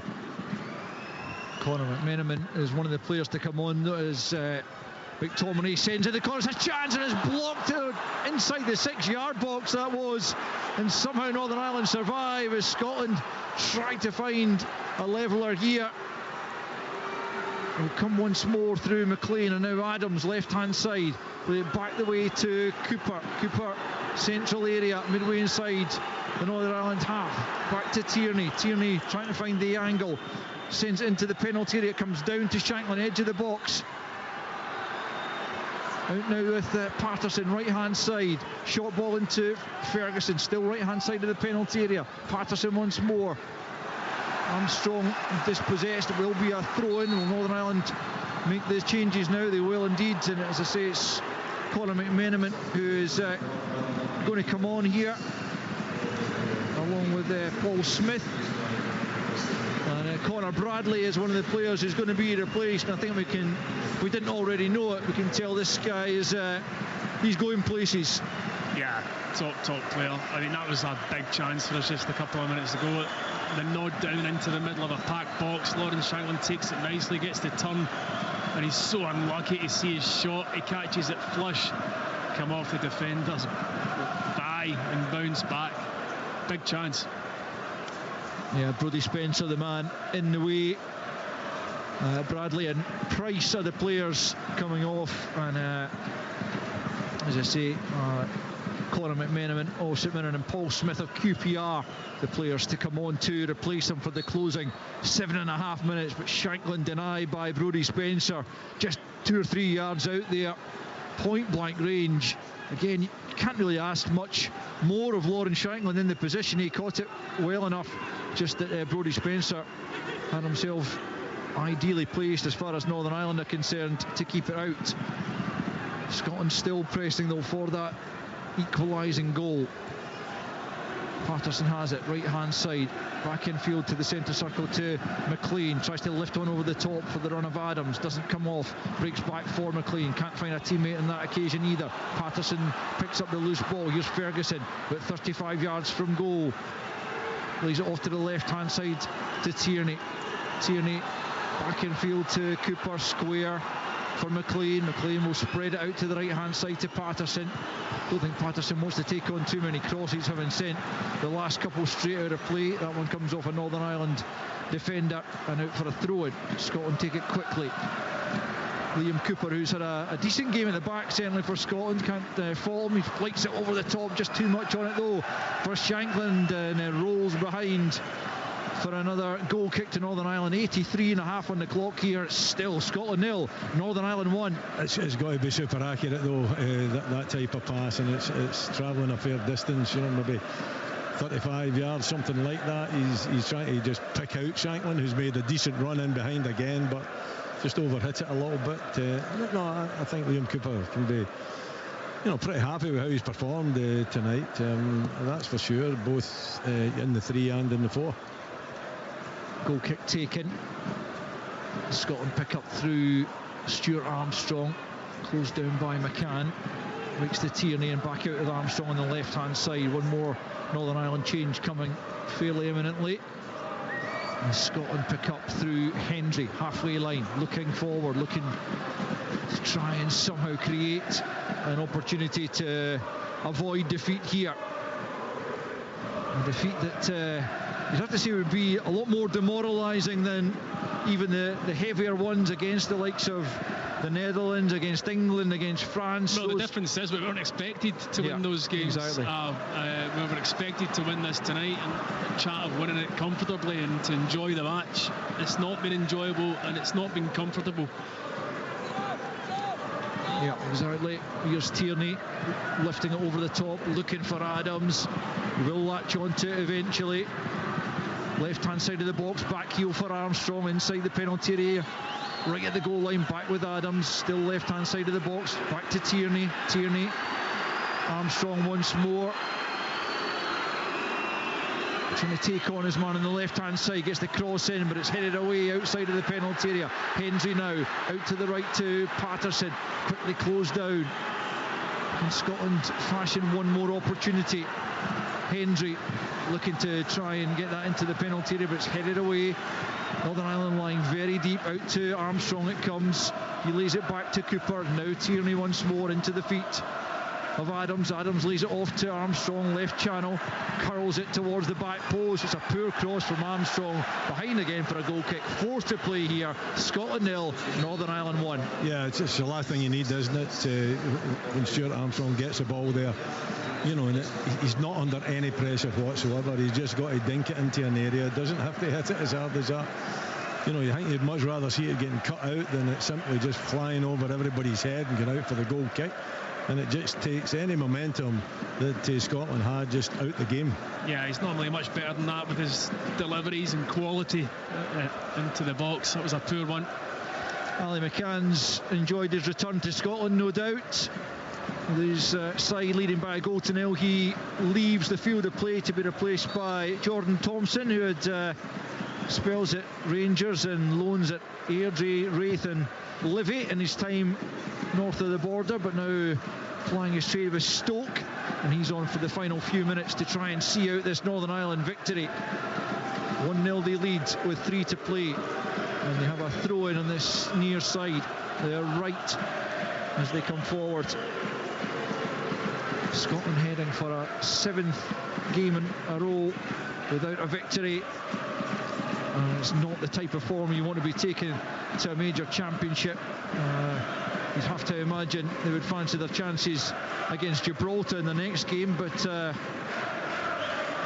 they certainly fancy their chances coming into this one, and it hasn't turned out that way at all, with Conor Bradley's goal looking likely to earn the victory for Northern Ireland, unless Scotland can do something dramatic late on. But it's Northern Ireland in possession as Hume sends it into the penalty area, headed away by Patterson. Thompson gets something on it, then Patterson with a second header gets it well out of the penalty area. Northern Ireland pick up the loose ball once more. Another good challenge by Patterson, but it will be a throw in on the far side to the visitors.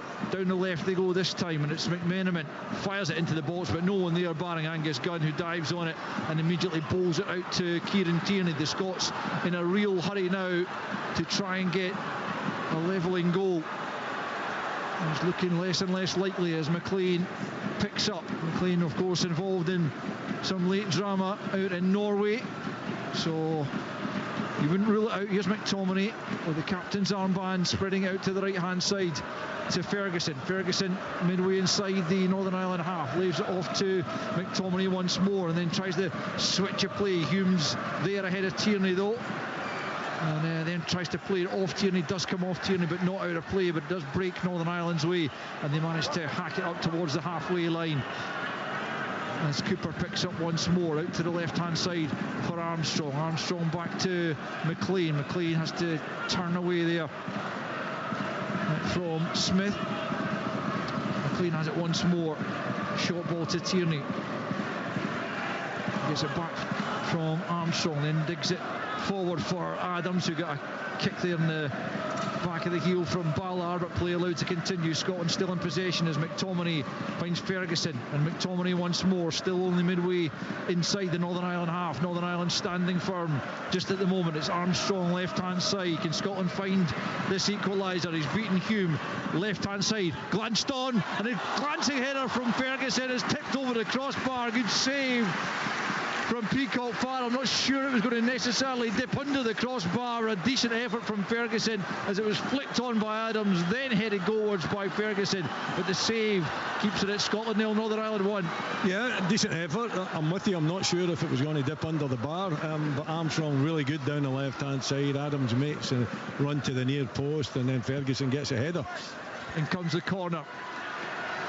4 minutes of added on time as it breaks to Adams at the edge of the box. His shot is charged down. Ferguson goes to retrieve it. Back to Tierney. Tierney into the box. This is a chance! Oh, it's over the crossbar. I think it was Kenny McLean attacking it at the back post. And as it fell to him, Shankland, who was eventually who got onto it. And as he tried to loop it over the goalkeeper, he managed that, but he looped over the crossbar as well. And the chance goes a begging, and it remains Scotland 0, Northern Ireland 1. It was a really strange opportunity. The ball gets put in, the whole Northern Ireland defence has stepped out, but Lawrence has managed to stay onside. It bounces before it comes to him. Strange bounce. And he's got the goalkeeper right in front of his face, but he keeps his eye on the ball, and it's unluckily for him, it goes wide and over the bar. Decent chance. Yeah, goalkeeper's in no man's land as well, isn't he? But it did look as though it came off the surface rather strangely, which might have put him off, but a big chance for him. And still Scotland unable to find a goal here at Hampden as Patterson bursts forward. There is Shankland.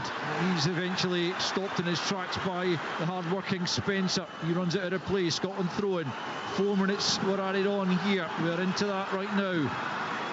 Over a minute into it. Scotland still trailing by a goal to nil. Tierney on the left-hand side. Armstrong now for Adams. Adams back to Tierney. Scotland need to get forward. Back in field for Adams. Adams tries to slide rule pass. Shankland will do well to keep that in. In fact, he can't. Out of play for another goal kick to Northern Ireland. And it's looking more and more like another game. Another game without a victory for Scotland. In fact, heading for defeat. Just overhit that one, wasn't it? The idea's right. You know, Shankland making a little run in behind, but Shea Adams just overhitting the pass. He managed to find a bit of space there as well, Shankland, but the pass forward has to be more accurate. He's offered that threat since he's come on, Lawrence. He's looked to get in behind, something that wasn't happening in the first half. Northern Ireland have it exactly where they want it, albeit they've just surrendered possession as Tierney picks up left-hand side, midway inside his own half. Just a minute and a half remaining of stoppage time. Scotland still trailing by a goal to nil as McLean picks up on the halfway line.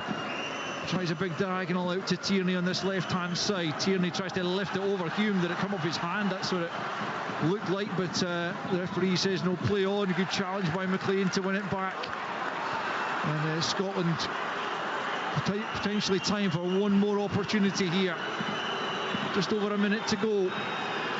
Kenny McLean, left-hand side is Armstrong. Armstrong bringing it forward. Looking for a run of Adams. A very adventurous pass. It will be a corner though. Adams has done well to make something of that. One final chance then for Scotland to avoid defeat here. Just never gave it up. Adams managed to win the corner. It's going to be an in-swinger from Stuart Armstrong. Really need to make this count. Time is up. Almost. Armstrong from the left-hand side, right-footed. What can he produce here? Sends it in towards the back post. Comes off a Northern Ireland head first. Not entirely clear. Will be now though. Hacked away up over the halfway line. Gunn will go and try and keep it in and then launch it back upfield. Absolutely no time to waste here for Angus Gunn. Forward it comes. Ferguson beaten in the jump. Northern Ireland have won it. Charles plays it out to the left-hand side, and Northern Ireland surely cannot give it up now. Good play out on the left-hand side from McMenamin to bring it forward, and then he just knocks it down the left flank, just looking to buy some time, although McGuinness just sees it out of play. And surely now Northern Ireland have their victory after a 50-year wait at Hampden, and those who remain inside Hampden of a Scotland bench voice their annoyance and indeed anger at the result, which has gone Northern Ireland's way thanks to Conor Bradley's first half goal. An under par Scotland performance, that's for sure.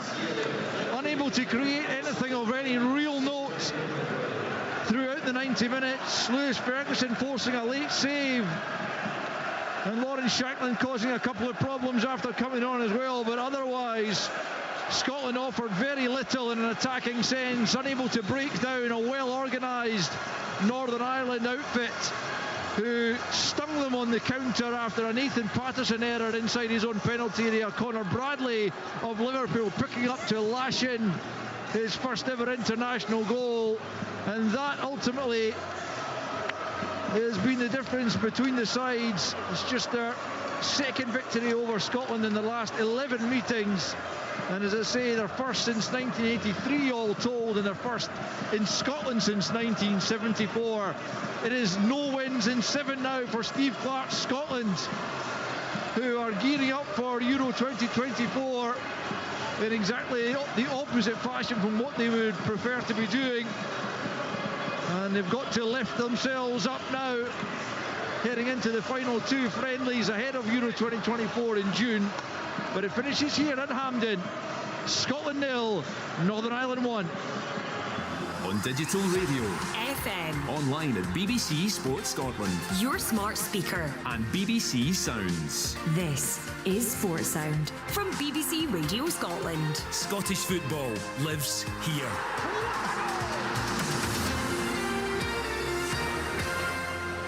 You're listening to Sports Sound on BBC Radio Scotland. The Northern Ireland players down celebrating with the fans on the left-hand side. About 1,600 of them here. They've been very, very noisy tonight. And my goodness, what celebrations they have. As Al said, their first victory here since 1974. What a goal it was. It took a slight nick, but Conor Bradley looks a real player. He had the winner, the only goal of the game on 32 minutes. My goodness, what a chorus of boos there was at the end from the home support. Around 36,000 inside the National Stadium tonight. A really, really poor performance from Steve Clarke. We'll bring you all the post-match reaction here on Sports Sound.